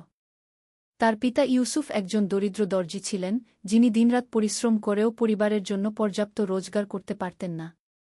আহমেদের মা আয়েশা একজন ধর্মপ্রাণ মহিলা ছিলেন, যিনি প্রতিদিন তাহাজ্জুদের নামাজে আল্লাহর কাছে পরিবারের কল্যাণের জন্য দোয়া করতেন। তিনি আহমেদকে ছোটবেলা থেকেই কুরআনের আয়াত শিখিয়েছিলেন এবং রাসূল এর জীবনের ঘটনাগুলো বলে শোনাতেন। কিন্তু দারিদ্র্যের কষাঘাতে আহমেদের মনে ধীরে ধীরে হতাশা বাসা বাঁধতে লাগল। তার বন্ধুরা যখন স্কুলে যেত, তাকে তখন বাজারে কাজ করতে হতো। যখন অন্যরা খেলাধুলায় মেতে থাকত, তখন সে তার বাবার সাথে সেলাইয়ের কাজে সাহায্য করত। একদিন সন্ধ্যায় আহমেদ বাজার থেকে ফিরে এসে দেখল তার মা খুব অসুস্থ। তার জ্বর এবং কাশি ছিল। ডাক্তারের কাছে নিয়ে যাওয়ার মতো টাকাও তাদের ছিল না। আহমেদ সেদিন রাতে অনেক কেঁদেছিল এবং আল্লাহর কাছে মায়ের সুস্থতার জন্য দোয়া করেছিল। পরের দিন সকালে একটি অদ্ভুত ঘটনা ঘটল। আহমেদ যখন তার স্বপ্নে দেখল যে একজন নূরে আলোকিত ব্যক্তি তাকে বলছেন, হে আহমেদ, আল্লাহর রহমত অসীম। তোমার মা সুস্থ হয়ে উঠবে, কিন্তু তোমাকে একটি বিশেষ কাজ করতে হবে। তুমি জ্ঞান অন্বেষণে বের হও। জ্ঞানই তোমার জীবনের আলো হবে। আহমেদ ঘুম থেকে উঠে দেখল তার মায়ের জ্বর কমে গেছে এবং তিনি অনেক ভালো লাগছেন। তিনি আহমেদকে বললেন, বেটা, গত রাতে আমি স্বপ্নে দেখলাম যে রাসূল আমাকে বলছেন তুমি একদিন একজন বড় আলেম হবে। দ্বিতীয় অধ্যায়, জ্ঞানের সন্ধানে। আহমেদের মনে তখন একটি নতুন স্বপ্ন জাগল। সে স্থির করল যে তার জ্ঞান অর্জন করতে হবে। সে তার পিতার কাছে গিয়ে বলল, আব্বা, আমি পড়াশোনা করতে চাই। আমি আল-আজহারে গিয়ে ইসলামিক শিক্ষা নিতে চাই। ইউসুফ তার ছেলের কথা শুনে চিন্তিত হলেন। তিনি জানতেন যে পড়াশোনার খরচ তাদের সাধ্যের বাইরে। কিন্তু আয়েশা তার স্বামীকে বললেন, আল্লাহ যদি চান তাহলে রাস্তা বের হবে। আমাদের ছেলের স্বপ্নকে সাহায্য করা উচিতকে। পরের দিন আহমেদ আল-আজহার বিশ্ববিদ্যালয়ে গেল। সেখানে তিনি শেখ আব্দুর রহমানের সাথে দেখা করলেন, যিনি একজন প্রবীণ শিক্ষক ছিলেন। আহমেদ তার পরিস্থিতির কথা বললেন এবং অনুরোধ করলেন যে তিনি বিনা বেতনে পড়তে পারেন কিনা। শেখ আব্দুর রহমান আহমেদের আন্তরিকতা দেখে মুগ্ধ হলেন। তিনি বললেন, বেটা, রাসূল বলেছেন, জ্ঞান অর্জন করো, যদিও তার জন্য চীন দেশে যেতে হয়। তুমি যদি সত্যিই শিখতে চাও, তাহলে আমি তোমাকে সাহায্য করব। এভাবে আহমেদের শিক্ষাজীবন শুরু হল। তিনি প্রতিদিন সকালে তাহাজ্জুদ পড়ে আল-আজহারে যেতেন, তারপর সারাদিন লেখাপড়া করতেন এবং সন্ধ্যায় বাজারে কাজ করে পরিবারের জন্য কিছু টাকা আয় করতেন। শেখ আব্দুর রহমান আহমেদকে কুরআন তেলাওয়াত, হাদিস, ফিকাহ, আরবি ভাষা এবং ইসলামিক ইতিহাস শিখাতে লাগলেন। আহমেদ অসাধারণ মেধাবী ছিল এবং খুব দ্রুত সব কিছু শিখে নিতে পারত। একদিন শেখ আব্দুর রহমান আহমেদকে বললেন, তুমি শুধু বই পড়লেই হবে না। তোমাকে মানুষের সেবা করতে হবে। ইসলামে জ্ঞান অর্জনের উদ্দেশ্য হল মানুষের কল্যাণে তা কাজে লাগানো। তৃতীয় অধ্যায়, প্রথম পরীক্ষা। আহমেদের পড়াশোনা চলতে থাকল। কিন্তু একদিন একটি বড় সমস্যা দেখা দিল। তার পিতা ইউসুফ হঠাৎ করে অসুস্থ হয়ে পড়লেন এবং কাজ করতে পারলেন না। পরিবারের সমস্ত দায়িত্ব এসে পড়ল আহমেদের উপর। আহমেদ তখন দ্বিধায় পড়ে গেল। একদিকে পড়াশোনা, অন্যদিকে পরিবারের ভরণপোষণ। তিনি শেখ আব্দুর রহমানের কাছে গিয়ে তার সমস্যার কথা বললেন। শেখ বললেন, আহমেদ, এটাই তোমার প্রথম বড় পরীক্ষা। আল্লাহ দেখতে চান তুমি কতটা ধৈর্যশীল এবং তার উপর ভরসা রাখতে পার। তুমি পড়াশোনা চালিয়ে যাও এবং সাথে পরিবারের দেখাশোনাও করো। আল্লাহ তোমার জন্য রাস্তা করে দেবেন গু। আহমেদ সিদ্ধান্ত নিল যে সে পড়াশোনা ছাড়বে না। সে আরও কঠোর পরিশ্রম করতে লাগল। দিনে পড়াশোনা, সন্ধ্যায় দর্জির কাজ এবং রাতে তার বাবার সেবা করা। কিন্তু তার ঈমান এবং দৃঢ়তা তাকে এগিয়ে নিয়ে যেতে লাগল। একদিন একটি আশ্চর্য ঘটনা ঘটল। আহমেদ বাজারে কাজ করছিল, এমন সময় একজন ধনী ব্যবসায়ী তার কাছে এসে বললেন, আমি শুনেছি তুমি একজন ভালো ছাত্র এবং সৎ ছেলে। আমি চাই তুমি আমার ছেলেকে কুরআন এবং আরবি ভাষা শেখাও। আমি তোমাকে মাসিক ভালো পারিশ্রমিক দেবগু। এভাবে আল্লাহ আহমেদের জন্য একটি নতুন রাস্তা খুলে দিলেন। এখন তার পরিবারের আর্থিক সমস্যা কিছুটা সমাধান হল এবং তিনি পড়াশোনায় আরও মনোযোগ দিতে পারলেন। চতুর্থ অধ্যায়, মিসরের বাইরে। আহমেদের পড়াশোনা চলছিল এবং তিনি দিন দিন আরও জ্ঞানী হয়ে উঠছিলেন। তিনি কুরআনের বিভিন্ন তাফসির, হাদিসের গ্রন্থ এবং ফিকাহর নানা বিষয় গভীরভাবে অধ্যয়ন করছিলেন। শেখ আব্দুর রহমান তার অগ্রগতি দেখে খুশি হলেন। একদিন শেখ আব্দুর রহমান আহমেদকে বললেন, তুমি এখন মিসরের সেরা ছাত্রদের মধ্যে একজন। কিন্তু আরও উন্নত জ্ঞান অর্জনের জন্য তোমাকে বাগদাদে যেতে হবে। সেখানে বিশ্বের সেরা আলেমরা আছেন গু। আহমেদ অবাক হয়ে বললেন, কিন্তু উস্তাদ, আমার পরিবার, আমার বাবা মা, আমি কিভাবে তাদের ছেড়ে যেতে পারি? শেখ বললেন, জ্ঞান অর্জনের জন্য কখনো কখনো ত্যাগ স্বীকার করতে হয়। তবে চিন্তা করো না, আমি তোমার পরিবারের দেখাশোনা করব। তুমি বাগদাদে গিয়ে আরও জ্ঞান অর্জন করে এসো গু। আহমেদের মা আয়েশা যখন এই কথা শুনলেন, তিনি বললেন, বেটা, আল্লাহ তোমাকে জ্ঞান অর্জনের জন্য পাঠিয়েছেন। তুমি নির্ভয়ে যাও। আমরা তোমার জন্য দোয়া করব। কয়েক মাস পরে আহমেদ বাগদাদের উদ্দেশ্যে রওনা দিলেন। সেই সময় বাগদাদ ছিল ইসলামিক জগতের জ্ঞানবিজ্ঞানের কেন্দ্র। বিশ্বের বিভিন্ন প্রান্ত থেকে ছাত্ররা সেখানে পড়তে আসত। পঞ্চম অধ্যায়, বাগদাদে নতুন জীবন। বাগদাদ পৌঁছে আহমেদ প্রথমে অভিভূত হয়ে পড়লেন। এত বড় শহর, এত বড় বড় গ্রন্থাগার, এত জ্ঞানী মানুষ, সব কিছুই তার কাছে স্বপ্নের মতো লাগছিল। তিনি প্রথমে বায়তুল হিকমায় গেলেন, যেটি তখনকার সময়ের সবচেয়ে বড় গ্রন্থাগার ছিল। সেখানে তিনি ইমাম আবু হামিদ আল গাজালির সাথে দেখা করলেন, যিনি সেই সময়ের একজন মহান দর্শন এবং ইসলামিক পণ্ডিত ছিলেন। ইমাম গাজালি আহমেদের আগ্রহ এবং জ্ঞানের গভীরতা দেখে তাকে তার বিশেষ ছাত্র হিসেবে গ্রহণ করলেন। তিনি আহমেদকে বললেন, জ্ঞান শুধু বইপত্রে নয়, বরং আত্মার পরিশুদ্ধতায় এবং আল্লাহর সাথে সম্পর্কের গভীরতায়। আহমেদ বাগদাদে পড়াশোনার পাশাপাশি বিভিন্ন ধর্মীয় এবং সামাজিক কাজে অংশগ্রহণ করতে লাগলেন।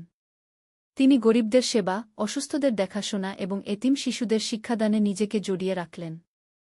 একদিন ইমাম গাজালি তাকে বললেন, আহমেদ, তুমি শুধু একজন ভালো ছাত্র নও, তুমি একজন ভালো মানুষও। এটাই আসল শিক্ষার ফল। বাগদাদে আহমেদ 3 বছর কাটালেন। এই সময়ে তিনি ইসলামিক দর্শন, তাসাউফ, কালামশাস্ত্র এবং মুকারানাতুল আদিয়ান, তুলনামূলক ধর্ম নিয়ে গভীর অধ্যয়ন করলেন। ষষ্ঠ অধ্যায়, অন্তরের পরিশুদ্ধতা। বাগদাদে থাকাকালীন আহমেদের জীবনে একটি গুরুত্বপূর্ণ পরিবর্তন এল। তিনি বুঝতে পারলেন যে শুধু বই পড়ে জ্ঞান অর্জন করলেই হবে না, বরং অন্তরকে পরিশুদ্ধ করতে হবে এবং আল্লাহর সাথে গভীর সম্পর্ক স্থাপন করতে হবে। ইমাম গাজালি একদিন তাকে বললেন, আহমেদ, তুমি অনেক জ্ঞান অর্জন করেছ। এখন তোমাকে নিজের ভেতরের জগৎ নিয়ে কাজ করতে হবে। রাসূল শাহ বলেছেন, যে নিজেকে চিনেছে সে তার রবকে চিনেছে। আহমেদ তখন আরও বেশি করে নফল নামাজ, তাসবিহ তাহলিল এবং কুরআন তেলাওয়াতে মনোযোগ দিতে লাগলেন। তিনি প্রতিদিন রাতে তাহাজ্জুদ পড়তেন এবং আল্লাহর কাছে ক্ষমা প্রার্থনা করতেন। একদিন রাতে তাহাজ্জুদ পড়ার সময় আহমেদ এমন একটি আধ্যাত্মিক অবস্থার সম্মুখীন হলেন যেটি তার জীবন পাল্টে দিল। তিনি অনুভব করলেন যেন আল্লাহর নূর তার অন্তরে প্রবেশ করেছে। তিনি কুরআনের আয়াতগুলো এমনভাবে বুঝতে পারলেন যেন সেগুলো সরাসরি তার হৃদয়ে নাজিল হচ্ছে। পরের দিন সকালে ইমাম গাজালি আহমেদের চেহারা দেখে বুঝতে পারলেন যে তার মধ্যে একটি বড় পরিবর্তন এসেছে। তিনি বললেন, আহমেদ, আমি দেখতে পাচ্ছি যে আল্লাহ তোমাকে বিশেষ নিয়ামত দান করেছেন। এখন তোমার দায়িত্ব হল এই জ্ঞান এবং আধ্যাত্মিক অভিজ্ঞতা মানুষের মাঝে ছড়িয়ে দেওয়া। সপ্তম অধ্যায়, গুরুত্বপূর্ণ সিদ্ধান্ত। বাগদাদে 3 বছর কাটানোর পর আহমেদের মনে দেশে ফিরে যাওয়ার ইচ্ছা জাগল। তিনি তার পরিবারের কথা ভাবতেন এবং তার শেখা জ্ঞান নিজের দেশের মানুষদের মাঝে ছড়িয়ে দেওয়ার স্বপ্ন দেখতেন। ইমাম গাজালি যখন জানলেন যে আহমেদ মিসরে ফিরে যেতে চান, তিনি তাকে বললেন, এটা ভালো সিদ্ধান্ত। তুমি এখন প্রস্তুত।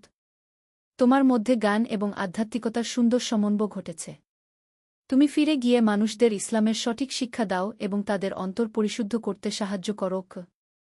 আহমেদ বিদায় নেওয়ার আগে ইমাম গাজালি তাকে একটি বিশেষ উপদেশ দিলেন, মনে রেখো, জ্ঞান অর্জনের শেষ নেই। তুমি যতই শিখবে ততই বুঝবে যে আরও শেখার আছে। বিনয়ী থাকবে এবং সবসময় আল্লাহর কাছে হিদায়েত চাইবে। আর সবচেয়ে গুরুত্বপূর্ণ কথা হল, তোমার জ্ঞান এবং আমল যেন সামঞ্জস্যপূর্ণ থাকে। আহমেদ কায়রোর উদ্দেশ্যে রওনা দিলেন। তার সাথে ছিল অনেকগুলো বই এবং সবচেয়ে বড় সম্পদ, তার অর্জিত জ্ঞান এবং আধ্যাত্মিক অভিজ্ঞতা। অষ্টম অধ্যায়, স্বদেশে প্রত্যাবর্তন। ৩ বছর পর আহমেদ যখন কায়রোতে ফিরে এলেন, তার পরিবার এবং প্রিয়জনরা তাকে চিনতেই পারল না। তিনি এখন একজন পরিণত, জ্ঞানী এবং আধ্যাত্মিকভাবে উন্নত মানুষ হয়ে উঠেছিলেন। তার মা আয়েশা তাকে দেখে কেঁদে ফেললেন। তিনি বললেন, আলহামদুলিল্লাহ, আমার ছেলে ফিরে এসেছে। আল্লাহ আমার দোয়া কবুল করেছেন। আহমেদের পিতা ইউসুফ তখন অনেকটা সুস্থ হয়ে উঠেছিলেন। তিনি আহমেদকে দেখে খুশিতে ভেসে গেলেন। তিনি বললেন, বেটা, তোমার চেহারা দেখে মনে হচ্ছে তুমি অনেক কিছু শিখেছ। শেখ আব্দুর রহমান যখন আহমেদের ফিরে আসার কথা শুনলেন, তিনি তাকে দেখার জন্য উদ্গ্রীব হয়ে উঠলেন। দেখা হওয়ার পর তিনি বললেন, সুবহানাল্লাহ, আমি তোমার মধ্যে একটি নূর দেখতে পাচ্ছি যা আগে ছিল না। আহমেদ তার উস্তাদকে বাগদাদে তার অভিজ্ঞতার কথা বললেন। শেখ আব্দুর রহমান খুব খুশি হলেন এবং বললেন, এখন তোমার দায়িত্ব হল এই জ্ঞান মানুষের কাছে পৌঁছে দেওয়া। আল-আজহারে তুমি পড়াতে পারো। নবম অধ্যায়, শিক্ষকতার যুগ। আহমেদ আল-আজহার বিশ্ববিদ্যালয়ে একজন তরুণ শিক্ষক হিসেবে যোগ দিলেন। তার ক্লাসে ছাত্ররা প্রচুর আসতে লাগল। তার পড়ানোর ধরন ছিল ভিন্ন। তিনি শুধু বই থেকে পড়াতেন না, বরং জীবনের বাস্তব অভিজ্ঞতার সাথে ইসলামিক শিক্ষার সমন্বয় ঘটাতেন। একদিন একজন ছাত্র তাকে জিজ্ঞেস করল, উস্তাদ, আমার পরিবার অনেক গরিব। আমি কিভাবে আল্লাহর উপর ভরসা রাখব যখন আমাদের খাওয়ার মতো খাবারই নেই? আহমেদ তার নিজের জীবনের কথা স্মরণ করলেন। তিনি বললেন, বেটা, আমিও একসময় তোমার মতো অবস্থায় ছিলাম। কিন্তু আমি দেখেছি যে আল্লাহর উপর ভরসা রাখলে এবং সততার সাথে চেষ্টা চালিয়ে গেলে আল্লাহ রাস্তা করে দেন। তবে এর মানে এই নয় যে তুমি বসে থাকবে। কঠোর পরিশ্রম করবে এবং একই সাথে আল্লাহর কাছে দোয়া করবে। আহমেদের শিক্ষাদানের পদ্ধতি ছিল বিশেষ। তিনি তার ছাত্রদের শুধু ধর্মীয় বই পড়তে বলতেন না, বরং সমাজের গরিব মানুষদের সেবা করতে, এতিমখানায় যেতে এবং বৃদ্ধাশ্রমের সময় কাটাতে বলতেন। তিনি বলতেন, ইসলাম শুধু বইয়ে নয়, বাস্তব জীবনে প্রয়োগ করতে হয়। 6 মাস পরে আহমেদের সেই দরিদ্র ছাত্রটি তার কাছে এসে বলল, উস্তাদ, আপনার উপদেশ মতো আমি কাজ চালিয়ে গেছি। আল্লাহ সত্যিই আমার জন্য রাস্তা করে দিয়েছেন। আমি এখন একটি ছোট্ট ব্যবসা শুরু করেছি এবং আমার পরিবারের অবস্থা ভালো হচ্ছে। 10ম অধ্যায়, সমাজসেবায় নিয়োজিত। আহমেদের খ্যাতি ধীরে ধীরে কায়রোর সর্বত্র ছড়িয়ে পড়ল। তিনি শুধু একজন ভালো শিক্ষক ছিলেন না, বরং একজন সমাজসেবকও ছিলেন। তিনি প্রতি সপ্তাহে একদিন বিনামূল্যে গরিব মানুষদের চিকিৎসার ব্যবস্থা করতেন, এতিম শিশুদের পড়াতেন এবং বিধবা মহিলাদের কাজের ব্যবস্থা করে দিতেন। একদিন কায়রোতে একটি প্রাকৃতিক দুর্যোগ হল। নীল নদে বন্যা হয়ে অনেক মানুষ গৃহহীন হয়ে পড়ল। আহমেদ তৎক্ষণাৎ একটি ত্রাণ কমিটি গঠন করলেন এবং ক্ষতিগ্রস্ত মানুষদের সাহায্য করতে লাগলেন। তিনি তার ছাত্রদের বললেন, এখনই আমাদের ইসলামিক শিক্ষার বাস্তব প্রয়োগের সময়। আমরা বই ছেড়ে মানুষের সেবায় নেমে পড়ব। আহমেদ এবং তার ছাত্ররা দিনরাত কাজ করতে লাগল। তারা খাবার বিতরণ করল, অস্থায়ী আশ্রয়ের ব্যবস্থা করল এবং চিকিৎসা সেবা দিল। এই কাজে আহমেদের নেতৃত্বে অনেক মানুষ যোগ দিল। একদিন একজন খ্রিস্টান পরিবার আহমেদের কাছে এসে বলল, আমরা আপনাদের ধর্মের লোক নই, কিন্তু আপনারা আমাদের সাহায্য করেছেন। এটা আমাদের খুব অবাক করেছে। আহমেদ উত্তর দিলেন, ইসলামের সব মানুষই আল্লাহর সৃষ্টি। আমাদের দায়িত্ব হল প্রয়োজনের সময় সকলের পাশে দাঁড়ানো, তারা যে ধর্মেরই হোক না কেন। একাদশ অধ্যায়, বড় পরীক্ষা। আহমেদের জীবন যখন মোটামুটি স্থিতিশীল হয়ে এসেছিল, তখন তার জীবনে একটি বড় পরীক্ষা এল। কায়রোতে একটি ধর্মীয় বিতর্ক শুরু হল। কিছু মানুষ ইসলামের নামে ভুল ব্যাখ্যা দিতে লাগল এবং মানুষদের মধ্যে বিভ্রান্তি ছড়াতে লাগল। একজন স্বঘোষিত ধর্মীয় নেতা দাবি করল যে তিনি সরাসরি আল্লাহর কাছ থেকে ওহী পান এবং কুরআন হাদিসের ব্যাখ্যা করার বিশেষ ক্ষমতা রাখেন। তার অনুসারীরা মানুষদের বলতে লাগল যে শুধুমাত্র তাদের নেতার কথা শুনলেই জান্নাত পাওয়া যাবে। এই পরিস্থিতিতে অনেক সাধারণ মানুষ বিভ্রান্ত হয়ে পড়ল। তারা আহমেদের কাছে এসে বলল, উস্তাদ, আমরা কার কথা শুনব? কোনটা সঠিক? আহমেদ বুঝতে পারলেন যে এটি তার জীবনের সবচেয়ে বড় পরীক্ষা। তিনি অনেক চিন্তাভাবনা করে সিদ্ধান্ত নিলেন যে তিনি এই ভুল শিক্ষার বিরুদ্ধে দাঁড়াবেন, কিন্তু সে সাথে সবার সাথে বিনয় এবং শ্রদ্ধার সাথে কথা বলবেন। তিনি একটি বড় সভার আয়োজন করলেন, যেখানে সেই স্বঘোষিত নেতাকেও আমন্ত্রণ জানালেন। সভায় আহমেদ কুরআন এবং হাদিসের আলোকে ইসলামের সঠিক শিক্ষা তুলে ধরলেন। তিনি বললেন, ভাইয়েরা, ইসলামে কোনো মানুষই নিষ্পাপ নয় রাসূল ছাড়া। আল্লাহর কিতাব কুরআন এবং রাসূলের সুন্নাহই আমাদের পথ নির্দেশ। যে কেউ দাবি করবে যে সে সরাসরি আল্লাহর কাছ থেকে নতুন বাণী পায়, সে মিথ্যাবাদী। কারণ আল্লাহ বলেছেন, আজ আমি তোমাদের জন্য তোমাদের দিনকে পূর্ণ করে দিলাম। দ্বাদশ অধ্যায়, সত্যের জয়। আহমেদের যুক্তিপূর্ণ এবং কুরআন হাদিস ভিত্তিক বক্তব্য শুনে অনেক মানুষ সঠিক পথ বুঝতে পারল। এমনকি সেই ভুল নেতার কিছু অনুসারীও আহমেদের কথায় প্রভাবিত হল।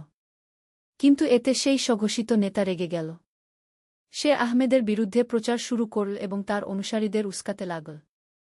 এমনকি আহমেদকে হত্যার হুমকিও দেওয়া হল। এই পরিস্থিতিতে আহমেদের বন্ধুরা এবং পরিবার চিন্তিত হয়ে পড়ল। তারা আহমেদকে বলল, তুমি কিছুদিন নীরব থাকো। এত ঝুঁকি নেওয়ার দরকার নেই। কিন্তু আহমেদ বললেন, আল্লাহর রাসূল বলেছেন, যে ব্যক্তি অন্যায় দেখে তা হাত দিয়ে প্রতিরোধ করবে।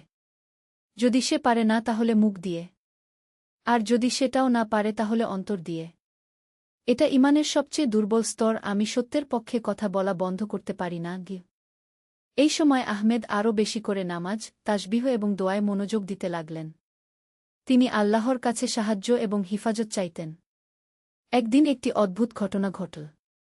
সেই ভুল নেতার প্রধান অনুসারী আহমেদের কাছে এসে বলল, আমি অনেক দিন ধরে আপনার কথা এবং আমাদের নেতার কথা নিয়ে চিন্তা করছিলাম। আল্লাহ আমার অন্তর খুলে দিয়েছেন। আমি বুঝতে পেরেছি যে আপনি সত্য কথা বলেন। ধীরে ধীরে অনেক মানুষ সত্য বুঝতে পারল এবং সেই ভুল নেতার অনুসারী কমে যেতে লাগল। শেষ পর্যন্ত সে কারও ছেড়ে চলে গেল। ত্রয়োদশ অধ্যায়, বিবাহ এবং নতুন দায়িত্ব। আহমেদের বয়স তখন ৩০ হয়ে গেছে। তার মা আয়েশা একদিন তাকে বললেন, বেটা, এখন তোমার বিয়ে করা উচিত। রাসূল বলেছেন, বিবাহ আমার সুন্নাত। আহমেদ তার মায়ের কথায় রাজি হলেন। তার পরিবার এবং শেখ আব্দুর রহমান মিলে তার জন্য একটি ভালো মেয়ে দেখলেন। মেয়েটির নাম ছিল ফাতিমা। তিনি একজন ধর্মপ্রাণ, শিক্ষিত এবং চরিত্রবান মহিলা ছিলেন। আহমেদ এবং ফাতিমার বিয়ে হল। ফাতিমা আহমেদের জীবনে একটি বড় পরিবর্তন নিয়ে এল। তিনি শুধু একজন ভালো স্ত্রী ছিলেন না, বরং আহমেদের কাজেও সাহায্য করতেন। তিনি মহিলাদের কুরআন এবং ইসলামিক শিক্ষা দিতেন এবং গরিব পরিবারের মহিলাদের বিভিন্ন কাজ শেখাতেন। কয়েক বছর পরে আহমেদের একটি ছেলে এবং একটি মেয়ে হল। ছেলের নাম রাখা হল ইউসুফ, তার দাদার নামে, এবং মেয়ের নাম রাখা হল আয়েশা, তার দাদির নামে।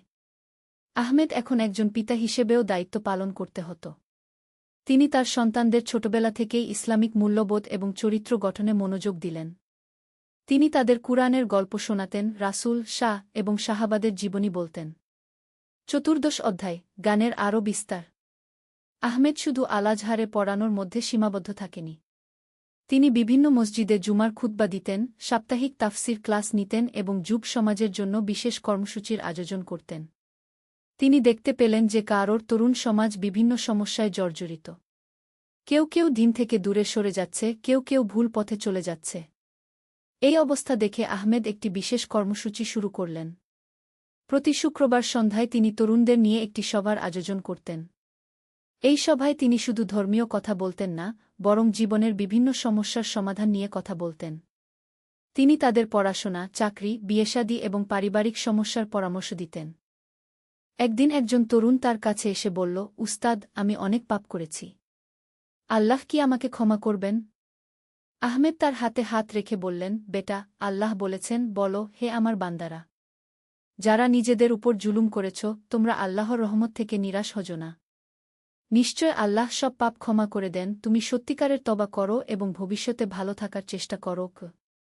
পঞ্চদশ অধ্যায়, সামাজিক সংস্কার। আহমেদ ধীরে ধীরে বুঝতে পারলেন যে শুধু ব্যক্তিগত শিক্ষাদানেই যথেষ্ট নয়, সমাজের বিভিন্ন সমস্যার সমাধানেও কাজ করতে হবে। তিনি দেখলেন যে কারোতে অনেক শিশু রাস্তায় ভিক্ষা করে, অনেক পরিবার অশিক্ষার অন্ধকারে রয়েছে এবং নারীরা তাদের অধিকার সম্পর্কে অজ্ঞ। আহমেদ এবং তার সহযোগীরা মিলে একটি সামাজিক কল্যাণ সংস্থা গঠন করলেন। এই সংস্থার মাধ্যমে তারা ১. এতিম শিশুদের জন্য একটি স্কুল প্রতিষ্ঠা করলেন। ২. গরিব পরিবারের জন্য বিনামূল্যে চিকিৎসা সেবার ব্যবস্থা করলেন। ৩. নারীদের জন্য সেলাইয়ের এবং অন্যান্য কাজের প্রশিক্ষণের ব্যবস্থা করলেন। ৪. বিধবা এবং তালাকপ্রাপ্ত মহিলাদের পুনর্বাসনের ব্যবস্থা করলেন। এই কাজে আহমেদের স্ত্রী ফাতিমা গুরুত্বপূর্ণ ভূমিকা পালন করলেন। তিনি মহিলাদের অংশের দায়িত্ব নিলেন এবং অনেক মহিলাকে স্বাবলম্বী হতে সাহায্য করলেন। একদিন কায়রোর গভর্নর আহমেদের কাজের কথা শুনে তার সাথে দেখা করতে চাইলেন। তিনি আহমেদকে বললেন, আপনার কাজ সত্যিই প্রশংসনীয়। সরকার আপনাকে সাহায্য করতে চায়। আহমেদ বললেন, আলহামদুলিল্লাহ। তবে আমাদের কাজের মূল উদ্দেশ্য হল আল্লাহর সন্তুষ্টি অর্জন। সরকারি সাহায্য পেলে আমরা আরও ভালো কাজ করতে পারব। ষোড়শ অধ্যায়, পরীক্ষা উত্তীর্ণ। আহমেদের জীবনে এখন সবকিছুই ভালো চলছিল। তার সামাজিক কাজের স্বীকৃতি মিলছিল, পরিবার সুখে আছে এবং তার ছাত্ররা ভালো অবস্থানে পৌঁছে যাচ্ছিল। কিন্তু আল্লাহ চাইলেন তার বান্দাকে আরও একটি পরীক্ষা দিতে। হঠাৎ করে আহমেদের পুত্র ইউসুফ খুব অসুস্থ হয়ে পড়ল। ডাক্তাররা বললেন যে তার একটি জটিল রোগ হয়েছে এবং তার বাঁচার সম্ভাবনা কম। আহমেদ এবং ফাতিমা অত্যন্ত শোকাহত হলেন, কিন্তু তারা আল্লাহর উপর ভরসা রাখলেন। আহমেদ প্রতিদিন রাতে তাহাজ্জুদ পড়ে তার ছেলের জন্য দোয়া করতেন। তিনি মুসলমানদের বিভিন্ন সমাবেশে গিয়ে সবাইকে তার ছেলের জন্য দোয়া করতে বলতেন। ৩ মাস ধরে ইউসুফের অবস্থা গুরুতর ছিল। এই সময়ে আহমেদ কখনো ধৈর্য হারাননি বা আল্লাহর বিরুদ্ধে কোনো অভিযোগ করেননি। বরং তিনি বলতেন, আল্লাহ যা করেন মঙ্গলের জন্যই করেন। আমি তার ফয়সালা রাজি। একদিন রাতে আহমেদ স্বপ্নে দেখলেন যে রাসূল শাহ তাকে বলছেন, হে আহমেদ, তোমার ধৈর্য এবং আল্লাহর উপর ভরসা দেখে আল্লাহ খুশি হয়েছেন। তোমার ছেলে সুস্থ হয়ে উঠবে। পরের দিন সকালে ইউসুফের অবস্থার উন্নতি হতে শুরু করল এবং কয়েক সপ্তাহের মধ্যে সে সম্পূর্ণ সুস্থ হয়ে উঠল। ডাক্তাররাও অবাক হয়ে গেলেন। সপ্তদশ অধ্যায়, গানের বিস্তার। আহমেদের পুত্রের সুস্থতার পর তিনি আল্লাহর কৃতজ্ঞতা প্রকাশ করে তার কাজে আরও মনোযোগী হলেন। তিনি সিদ্ধান্ত নিলেন যে তার শেখা গান আরও বেশি মানুষের কাছে পৌঁছে দেবেন। তিনি কয়েকটি গুরুত্বপূর্ণ বই লেখা শুরু করলেন। ১. আলো-নুরুল মুবিন কো স্পষ্ট আলো, কুরআনের সহজ তাফসির। ২. মিনহাজুস সালিকিন, সত্যানুসন্ধানীদের পথ, ইসলামিক নৈতিকতা এবং আধ্যাত্মিকতার উপর। ৩. উসুলুদ দাওয়াহ, দাওয়াতের মূলনীতি, মানুষকে ইসলামের দিকে আহ্বানের সঠিক পদ্ধতি। এই বইগুলো খুব জনপ্রিয় হল এবং শুধু মিসরে নয়, বরং অন্যান্য মুসলিম দেশেও ছড়িয়ে পড়ল। আহমেদ এছাড়াও একটি মাদ্রাসা প্রতিষ্ঠা করলেন যেখানে শুধু ধর্মীয় শিক্ষা নয়, বরং গণিত, বিজ্ঞান, ইতিহাস এবং ভাষাও শেখানো হতো। তিনি বিশ্বাস করতেন যে একজন মুসলমানের সব ধরনের জ্ঞান অর্জন করা উচিত। তার এই মাদ্রাসা থেকে অনেক জ্ঞানী ব্যক্তি বের হলেন যারা পরবর্তীতে বিভিন্ন ক্ষেত্রে গুরুত্বপূর্ণ অবদান রাখেন। অষ্টাদশ অধ্যায়, বার্ধক্য এবং প্রজ্ঞা। সময় কেটে গেল। আহমেদের বয়স এখন ৬০ বছর। তার দাড়ি সাদা হয়ে গেছে, কিন্তু তার মনের জোর কমেনি। তিনি এখনও প্রতিদিন পড়ান, বই লেখেন এবং মানুষের সেবা করেন। তার সন্তানরাও এখন বড় হয়ে গেছে। ইউসুফ একজন ডাক্তার হয়েছে এবং আয়েশা একজন শিক্ষিকা হয়েছে। দুজনেই তাদের বাবার আদর। সত্যের আলো। একটি ইসলামিক গল্প। প্রথম অধ্যায়, অন্ধকারের সূচনা। আন্দালুসিয়ার সুবিশাল প্রাসাদের মার্বেল পাথরে সূর্যের আলো পড়ে ঝলমল করছিল। কিন্তু আমির আব্দুর রহমানের হৃদয়ে তখন গভীর অন্ধকার। খ্রিস্টান রাজা আলফোন্সো তার বিশাল বাহিনী নিয়ে মুসলিম ভূমির দিকে এগিয়ে আসছেন। সংবাদ এসেছে যে তারা পথে যা কিছু পাচ্ছেন তাই ধ্বংস করে দিচ্ছেন। আমির সাহেব তার বিশ্বস্ত সেনাপতি হাসান ইবনে আলী কক্ষে প্রবেশ করলেন। শত্রুবাহিনী আর মাত্র 2 দিনের পথ। আমাদের প্রস্তুতি সম্পূর্ণ। আব্দুর রহমান জানালার দিকে তাকিয়েছিলেন। দূরে মসজিদের মিনার থেকে মাগরিবের আয়ান ভেসে আসছিল। হাসান, তুমি কি মনে কর আল্লাহ আমাদের সাহায্য করবেন? আমির, আল্লাহ যারা সত্যের পথে থাকে তাদের সাহায্য করেন। আমরা আমাদের মাতৃভূমি, আমাদের দিন রক্ষার জন্য যুদ্ধ করছি। সেদিন রাতে আব্দুর রহমান দীর্ঘ সময় নামায়ে কাটালেন। তাহাজ্জুদের নামায়ে তিনি আল্লাহর কাছে প্রার্থনা করলেন, হে আল্লাহ, আমি জানি না এই যুদ্ধের পরিণতি কি হবে। কিন্তু আমি জানি যে তুমি ন্যায় বিচারক। আমাদের যা কিছু করার শক্তি দাও সেটাই আমাদের জন্য কল্যাণকর। দ্বিতীয় অধ্যায়, যুবকের বিশ্বাস। পরের দিন ভোরে সৈন্যদের সমাবেশে আব্দুর রহমান দেখলেন একজন কিশোর তার তলোয়ার হাতে দাঁড়িয়ে আছে। ছেলেটির নাম উমর ইবনে ইউসুফ। মাত্র 17 বছর বয়স, কিন্তু চোখে দৃঢ় সংকল্প। উমর, তুমি এত কম বয়সে যুদ্ধে যেতে চাও কেন? আব্দুর রহমান জিজ্ঞেস করলেন। আমির সাহেব, গত মাসে শত্রুরা আমাদের গ্রামে হামলা করেছিল। আমার বাবা আমাকে বলেছিলেন, বেটা, যখন দিনের উপর আক্রমণ আসে তখন প্রতিটি মুসলমানের দায়িত্ব সেটা প্রতিহত করা। আমার বাবা সেই হামলায় শহীদ হয়েছেন। আব্দুর রহমানের চোখে পানি এল। এই যুবকের মধ্যে তিনি দেখতে পেলেন সেই বিশ্বাস আর সাহসিকতা যা মুসলিম উম্মাহকে মহান বানিয়েছে। উমর, যুদ্ধ কোনো খেলা নয়। মৃত্যুর সম্মুখীন হওয়ার জন্য প্রস্তুত থাকতে হয়।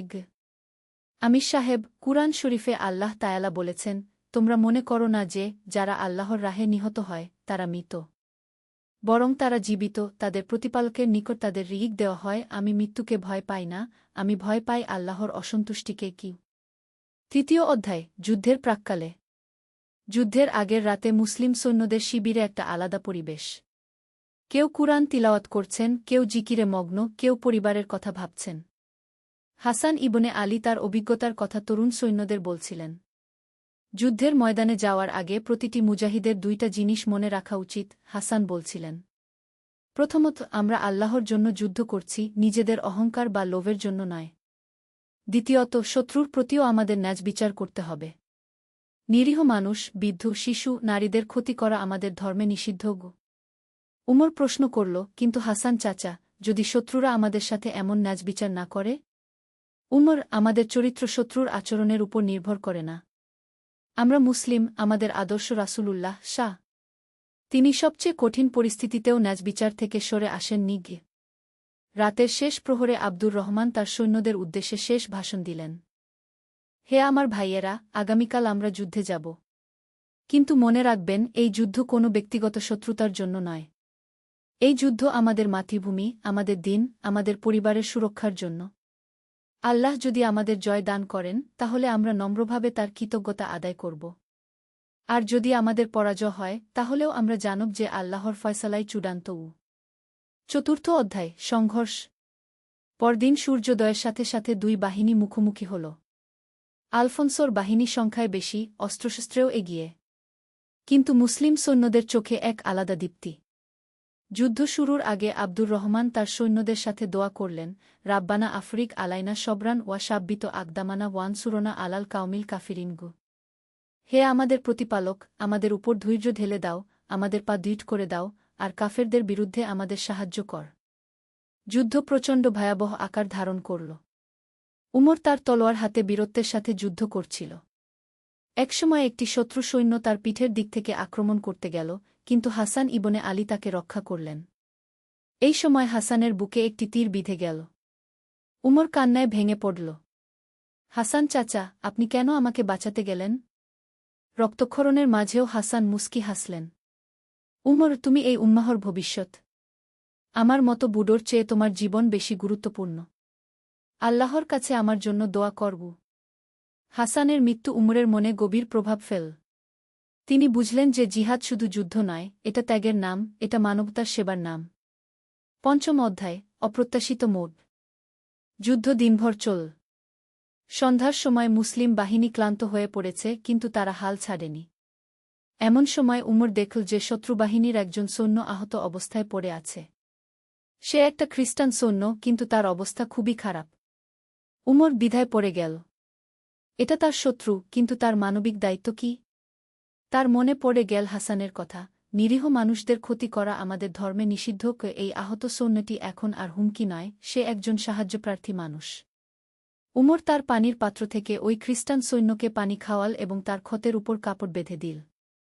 খ্রিস্টান সৈন্যটি অবাক হয়ে জিজ্ঞেস করল, তুমি আমার শত্রু, তাহলে আমাকে সাহায্য করছ কেন? কারণ আমার ধর্ম আমাকে শেখায় যে মানবিকতা সবার উপরে, উমর উত্তর দিল। এই ঘটনা সেই খ্রিস্টান সৈন্যের মনে গভীর প্রভাব ফেল। তার নাম ছিল পেড্রো। তিনি কখনো ভাবেননি যে তার শত্রুরা এত উদার মানসিকতার হতে পারে। ষষ্ঠ অধ্যায়, সন্ধির প্রস্তাব। যুদ্ধ 3 দিন চলার পর উভয় পক্ষেরই অবস্থা খারাপ। রাজা আলফোন্সো বুঝতে পারলেন যে মুসলমানরা এত সহজে হার মানবে না। আর আব্দুর রহমানও দেখলেন যে তার সৈন্য সংখ্যা কমে আসছে। এমন সময় একটা অপ্রত্যাশিত ঘটনা ঘটল।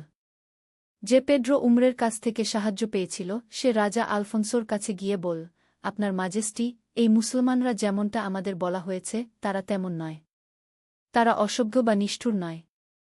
একজন মুসলিম যুবক আমার জীবন বাঁচিয়েছে, অথচ সে আমার শত্রু ছিল। আলফোন্সো চিন্তায় পড়ে গেলেন। তিনি যুদ্ধ চালিয়ে যেতে পারেন, কিন্তু এর ফলাফল অনিশ্চিত। উভয় পক্ষেই অনেক রক্তপাত হয়েছে। পরদিন আলফোন্সো সন্ধির প্রস্তাব পাঠালেন। আব্দুর রহমান তার পরামর্শদাতাদের সাথে বিষয়টা নিয়ে আলোচনা করলেন। আমির সাহেব, আমাদের অবস্থা খুব একটা ভালো নয়, এক সেনাপতি বলল। সন্ধি আমাদের জন্য মঙ্গলজনক হতে পারে কি? কিন্তু সন্ধির শর্ত কি? অন্য একজন প্রশ্ন করল। আব্দুর রহমান গভীরভাবে চিন্তা করলেন। তিনি জানতেন যে ইসলাম শান্তি চায়, যুদ্ধ নয়। কুরআনেই বলা আছে, যদি তারা শান্তির দিকে ঝুঁকে পড়ে তাহলে তুমিও সেদিকে ঝুঁকে পড়ো। সপ্তম অধ্যায়, শান্তির আলো। সন্ধির আলোচনা হল। আলফোন্সো প্রস্তাব করলেন যে তিনি মুসলিম ভূমিতে আক্রমণ বন্ধ করবেন, বিনিময়ে আব্দুর রহমান কিছু ভূমি ছেড়ে দেবেন। কিন্তু আব্দুর রহমান একটা শর্ত রাখলেন, রাজা আলফোন্সো, আমি আপনার প্রস্তাবে রাজি। তবে একটা শর্ত আছে। যেসব মুসলিম ওই অঞ্চলে থাকবে তাদের ধর্ম পালনের স্বাধীনতা থাকতে হবে। তাদের মসজিদ, তাদের স্কুল, তাদের সম্পত্তি সব নিরাপদ থাকতে হবে। আলফোন্সো রাজি হয়ে গেলেন। তিনি বুঝতে পেরেছিলেন যে মুসলমানরা শুধু যোদ্ধা নয়, তারা সভ্যতার বাহকও। সন্ধি স্বাক্ষরের দিন উমর আব্দুর রহমানকে জিজ্ঞেস করল, আমির সাহেব, আমরা কি হেরে গেলাম? আব্দুর রহমান মুস্কি হেসে বললেন, উমর, জয়পরাজয় শুধু যুদ্ধক্ষেত্রে মাপা হয় না। আমরা আমাদের সম্মান রক্ষা করেছি। আমরা প্রমাণ করেছি যে মুসলমানরা কাপুরুষ নয়। আর সবচেয়ে বড় কথা, আমরা শান্তি এনেছি। আর শান্তি সবসময় যুদ্ধের চেয়ে শ্রেয়। অষ্টম অধ্যায়, বিজয়ের প্রকৃত অর্থ। সন্ধির পর উমর এক অদ্ভুত শান্তি অনুভব করল। যুদ্ধের সময় সে শুধু শত্রুকে পরাজিত করার কথা ভেবেছিল। কিন্তু এখন সে বুঝতে পারছিল যে ইসলামের প্রকৃত জয় অন্য কিছুতে। কয়েকদিন পর উমর দেখল যে পেড্রো তাকে খুঁজতে এসেছে। পেড্রো তার হাতে একটা বই নিয়ে এসেছিল। উমর, আমি তোমার ধর্ম সম্পর্কে জানতে চাই, পেড্রো বলল। তুমি আমাকে যেভাবে সাহায্য করেছ সেটা আমার মনে গভীর প্রভাব ফেলেছে। আমি বুঝতে চাই কোন ধর্ম মানুষকে এত উদার বানায়। উমর পেড্রোকে ইসলাম সম্পর্কে বলতে শুরু করল। সে বল, আল্লাহর একত্ব, রাসূলের জীবনী, ইসলামের মানবিক মূল্যবোধ, সামাজিক ন্যায়বিচারের কথা।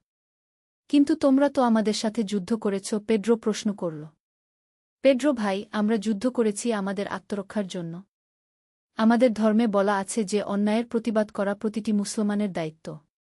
কিন্তু আমরা কখনো আগ্রাসী যুদ্ধ চাই না।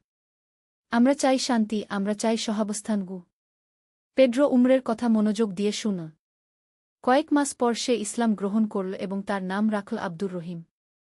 নবম অধ্যায়, শিক্ষা। বছর পেরিয়ে গেল।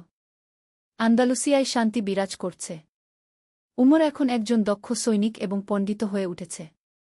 সে অস্ত্র শিক্ষার পাশাপাশি কুরআন, হাদিস, ফিকাহ, দর্শন, গণিত, জ্যোতির্বিদ্যা পড়েছে। একদিন আব্দুর রহমান উমরকে ডাকলেন। উমর, আমি বুড়ো হয়ে যাচ্ছি। এই রাজ্যের ভবিষ্যৎ তোমাদের মতো যুবকদের হাতে। তোমাকে একটা গুরুত্বপূর্ণ দায়িত্ব দিতে চাই। আমির সাহেব, আমি প্রস্তুত। আমি চাই তুমি একটা মাদ্রাসা প্রতিষ্ঠা কর। সেখানে শুধু মুসলিম শিশুরাই নয়, খ্রিস্টান এবং ইহুদি শিশুরাও পড়তে পারবে। আমি চাই আমাদের এই ভূমি জ্ঞান বিজ্ঞানের কেন্দ্র হয়ে উঠুক। উমর খুশি হয়ে গেল। এই তো সেই আসল জিহাদ, জ্ঞানের জিহাদ, মানবতার জিহাদ। মাদ্রাসা প্রতিষ্ঠার পর উমর দেখল যে বিভিন্ন ধর্মের শিশুরা একসাথে বসে পড়াশোনা করছে। মুসলিম শিশুরা কুরআন হাদিস পড়ছে, খ্রিস্টান শিশুরা বাইবেল পড়ছে, আর সবাই মিলে গণিত, জ্যোতির্বিদ্যা, চিকিৎসাশাস্ত্র, দর্শন পড়ছে। দশম অধ্যায়, প্রকৃত বিজয়। কয়েক বছর পর উমর একদিন দেখল যে আব্দুর রহিম, পূর্বনাম পেড্রো, একটা বই লিখছে। বইটার নাম ইসলামে মানবিক মূল্যবোধ। আব্দুর রহিম ভাই, এই বই লিখছেন কেন? উমর জিজ্ঞেস করল। উমর, আমি চাই ইউরোপের মানুষরা ইসলামের সত্যিকারের রূপ দেখুক। অনেকেই মনে করে মুসলমানরা শুধু তলোয়ার দিয়ে ধর্ম প্রচার করে। কিন্তু আমি দেখেছি যে ইসলামের সত্যিকারের শক্তি তার নৈতিক মূল্যবোধে, তার মানবিকতায়। উমর খুশি হয়ে গেল। তার মনে পড়ে গেল হাসান ইবনে আলীর কথা, আমাদের চরিত্রই আমাদের সবচেয়ে বড় দাওয়াহ গু। বছরের পর বছর কেটে গেল। উমর এখন আমির আব্দুর রহমানের উপদেষ্টা। একদিন তার কাছে খবর এল যে ইউরোপের বিভিন্ন দেশ থেকে পণ্ডিতরা আন্দালুসিয়ায় এসে জ্ঞান অর্জন করতে চান। আমির সাহেব, উমর বলল, আমাদের সেই যুদ্ধের প্রকৃত ফলাফল এখন দেখা যাচ্ছে। আমরা তলোয়ার দিয়ে যা পারিনি তা আমরা কলম আর চরিত্র দিয়ে করতে পারছি গু। আব্দুর রহমান হেসে বললেন, উমর, তুমি ঠিক বলেছ। প্রকৃত বিজয় তলোয়ারে নয়, হৃদয় জয়ে।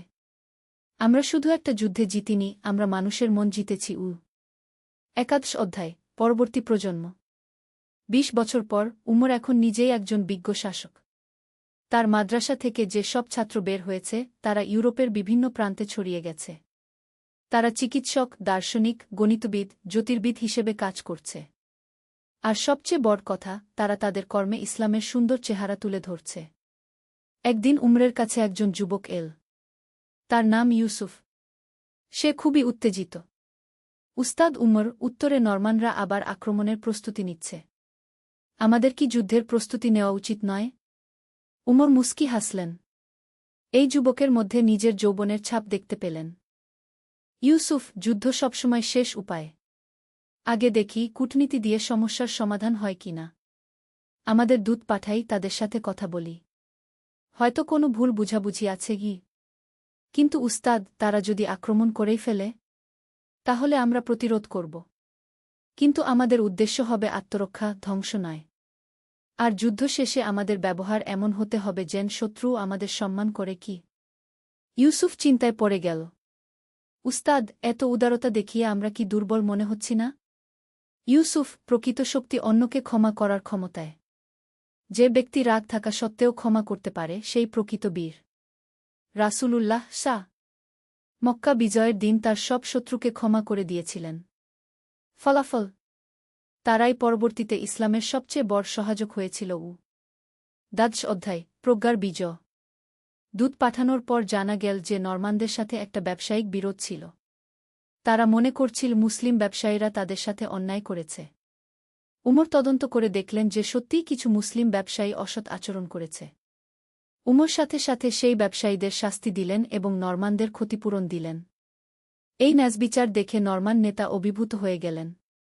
আমি ভেবেছিলাম আপনারা আপনাদের লোকদের পক্ষেই থাকবেন, নরমান নেতা বললেন। আমাদের ধর্মে ন্যায়বিচার সবার উপরে। আমরা আমাদের লোক হোক বা পর হোক, সত্যের পক্ষে থাকি, উমর উত্তর দিলেন। এই ঘটনার পর নরমানদের সাথে মুসলমানদের সম্পর্ক আরও মজবুত হয়ে গেল। যুদ্ধের বদলে শান্তি, শত্রুতার বদলে বন্ধুত্ব। ত্রয়োদশ অধ্যায়, শেষ যুদ্ধ। কিন্তু জীবনে সব সময় শান্তি থাকে না। উমরের ৫০ বছর বয়সে এক নতুন হুমকি এল। পূর্ব দিক থেকে একদল দুর্বৃত্ত দস্যু নিয়মিত গ্রামে হামলা করতে শুরু করল। তারা কোন ধর্ম মানে না, কোনো নৈতিকতা মানে না। শুধু লুটপাট আর ধ্বংসজ্ঞ। এবার আর কূটনীতির কোনো উপায় ছিল না। উমর বাধ্য হয়ে যুদ্ধের প্রস্তুতি নিলেন। কিন্তু এই যুদ্ধেও তিনি তার নৈতিক আদর্শ বজায় রাখলেন। যুদ্ধের আগে তিনি তার সৈন্যদের উদ্দেশ্যে বললেন, আমরা এই দস্যুদের বিরুদ্ধে যুদ্ধ করছি নিরীহ মানুষদের রক্ষার জন্য। কিন্তু মনে রাখবেন, যুদ্ধের ময়দানেও আমাদের মানবিকতা হারানো যাবে না। যে আত্মসমর্পণ করবে তাকে হত্যা করা যাবে না। যে পালিয়ে যাবে তার পিছনে তাড়া করার দরকার নেই। যুদ্ধটি খুব দ্রুত শেষ হয়ে গেল। দস্যুরা সংগঠিত বাহিনীর মুখোমুখি হতে পারল না। কিন্তু যুদ্ধ শেষে উমর একটা অদ্ভুত ঘটনা দেখলেন। দস্যু বাহিনীর নেতা, যে আত্মসমর্পণ করেছিল, সে উমরের কাছে এসে বলল, আমি আপনার মতো শত্রু আগে দেখিনি। আপনি আমাকে হত্যা করতে পারতেন, কিন্তু করেননি। কেন? কারণ তুমি এখন আর হুমকি নও। আর আমার ধর্ম অপ্রয়োজনীয় রক্তপাত নিষিদ্ধ করে কি? দস্যু নেতা গভীরভাবে চিন্তা করল। আমি সারা জীবন শুধু নিষ্ঠুরতা দেখেছি। আপনার মতো মানুষের অস্তিত্বে আমার বিশ্বাস ছিল না। আপনি আমাকে একটা নতুন পথ দেখালেন। কয়েক মাস পর সেই প্রাক্তন দস্যু নেতা মুসলমান হয়ে গেল এবং সমাজসেবায় নিজেকে নিয়োজিত করল। চতুর্দশ অধ্যায়, প্রজ্ঞার উপদেশ। উমর এখন একজন বৃদ্ধ মানুষ। তার চুল সাদা হয়ে গেছে, কিন্তু চোখে এখনও সেই তারুণ্যের আগুন। তার চারপাশে জড়ো হয়েছে নতুন প্রজন্মের যুবকরা। একদিন এক যুবক তাকে জিজ্ঞেস করল, উস্তাদ উমর, আপনি এত যুদ্ধ দেখেছেন। জিহাদের প্রকৃত অর্থ কি? উমর একটু ভেবে বললেন, বেটা, জিহাদ মানে সংগ্রাম। আর এই সংগ্রাম কয়েক ধরনের। প্রথমত, নিজের মন থেকে খারাপ গুণাবলী দূর করার সংগ্রাম, এটা জিহাদুন নফস। দ্বিতীয়ত, সমাজ থেকে অন্যায় অবিচার দূর করার সংগ্রাম। তৃতীয়ত, জ্ঞান অর্জন ও প্রচারের সংগ্রাম। আর সবশেষে, যখন আর কোনো উপায় থাকে না, তখন আত্মরক্ষার জন্য অস্ত্র হাতে নেওয়ার সংগ্রাম। কিন্তু উস্তাদ, কোনটা সবচেয়ে গুরুত্বপূর্ণ? প্রথমটা। যে ব্যক্তি নিজের মনকে জয় করতে পারে না, সে অন্য কোনো জিহাদে সফল হতে পারে না। রাসূলুল্লাহ সাঃ বলেছেন, আমরা ছোট জিহাদ, যুদ্ধ থেকে ফিরে বড় জিহাদের, আত্মশুদ্ধির দিকে যাচ্ছি। অন্য একজন যুবক প্রশ্ন করল, তাহলে কি যুদ্ধ একেবারেই খারাপ? না বেটা। অন্যায়ের বিরুদ্ধে প্রতিরোধ কখনো খারাপ নয়।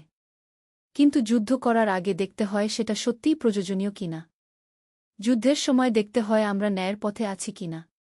আর যুদ্ধের পরে দেখতে হয় আমাদের জয় মানবতার কল্যাণে আসছে কিনা। ৫ম অধ্যায়, উত্তরাধিকার। উমর তার শেষ দিনগুলিতে একটি বই লিখতে শুরু করলেন। বইটির নাম দিলেন জিহাদের প্রকৃত অর্থ। সেই বইতে তিনি লিখলেন, আমার প্রিয় ভাইয়েরা, আমি এই দীর্ঘ জীবনে অনেক যুদ্ধ দেখেছি, অনেক সংঘাত দেখেছি। কিন্তু আমি যা শিখেছি তা হল, প্রকৃত জিহাদ আসলে শান্তি প্রতিষ্ঠার জন্য। আমরা যুদ্ধ করি যেন পরবর্তী প্রজন্মকে যুদ্ধ করতে না হয়। ইসলাম শান্তির ধর্ম। আমরা অস্ত্র হাতে নেই শুধুমাত্র নিরীহ মানুষদের রক্ষা করার জন্য, অত্যাচারীদের থামানোর জন্য। কিন্তু আমাদের সবচেয়ে শক্তিশালী অস্ত্র হল আমাদের চরিত্র, আমাদের জ্ঞান, আমাদের ন্যায়বিচার। যখন একজন অমুসলিম আমাদের ন্যায়বিচার দেখে ইসলাম গ্রহণ করে, সেটা হাজারো তলোয়ারের চেয়ে বড় বিজয়। যখন আমাদের জ্ঞান-বিজ্ঞান পৃথিবীতে কল্যাণ নিয়ে আসে, সেটা যে কোনো যুদ্ধজয়ের চেয়ে মহান। আমার উত্তরসূরিদের কাছে আমার অনুরোধ, তোমরা শক্তিশালী হও, কিন্তু অন্যায়কারী হজো না। তোমরা সাহসী হও, কিন্তু নিষ্ঠুর হজো না। তোমরা নিজেদের ধর্মকে ভালোবাস, কিন্তু অন্য ধর্মের মানুষদের ঘৃণা কর না।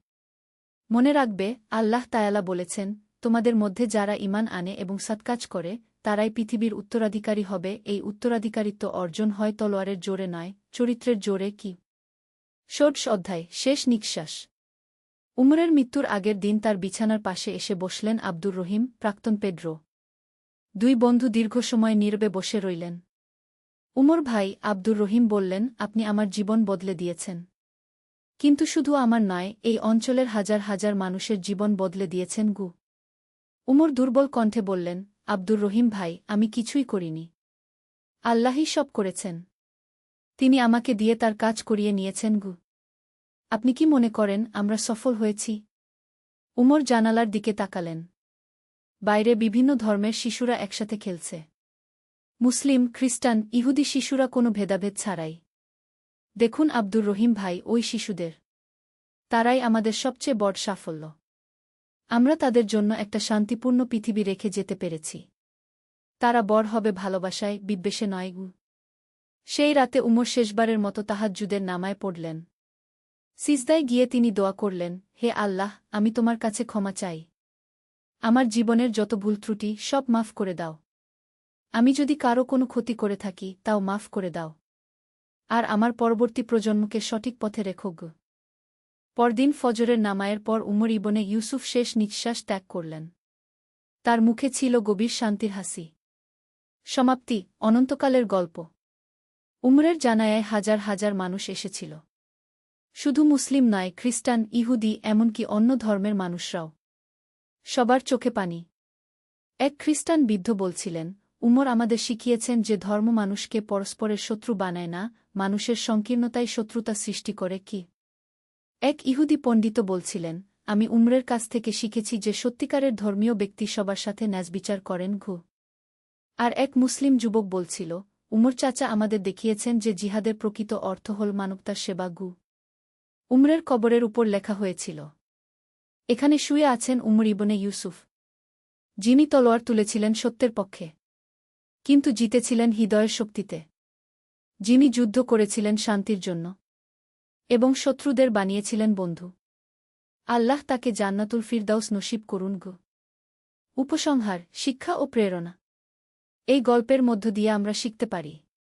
১. জিহাদের প্রকৃত অর্থ। জিহাদ মানে শুধু যুদ্ধ নয়, বরং সত্য ও ন্যায়ের পক্ষে সংগ্রাম। 2 চরিত্রের শক্তি, অস্ত্রের চেয়ে চরিত্রের শক্তি বেশি প্রভাবশালী। 3 মানবিকতা, যুদ্ধের মধ্যেও মানবিকতা বজায় রাখা সম্ভব এবং প্রয়োজনীয়। 4 ক্ষমার মাহাত্ম্য, ক্ষমা করার মধ্যেই প্রকৃত শক্তি নিহিত। 5 শান্তির মূল্য, যুদ্ধ করি শান্তি প্রতিষ্ঠার জন্য, ধ্বংসের জন্য নয়। 6 সহাবস্থান, বিভিন্ন ধর্মের মানুষ একসাথে শান্তিতে বসবাস করতে পারে। 7 জ্ঞানের গুরুত্ব, শিক্ষা ও জ্ঞানী মানুষের প্রকৃত মুক্তি। উমরের গল্প আজও প্রাসঙ্গিক। আজকের যুগেও আমাদের সবচেয়ে বড় জিহাদ হল অজ্ঞতা, কুসংস্কার, অন্যায় এবং বিদ্বেষের বিরুদ্ধে সংগ্রাম। আমরা যদি উমরের মতো চরিত্র ও প্রজ্ঞা অর্জন করতে পারি, তাহলে আমরাও আমাদের সমাজে শান্তি ও কল্যাণ নিয়ে আসতে পারব।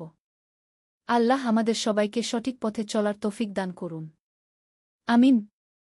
গল্পের সমাপ্তি।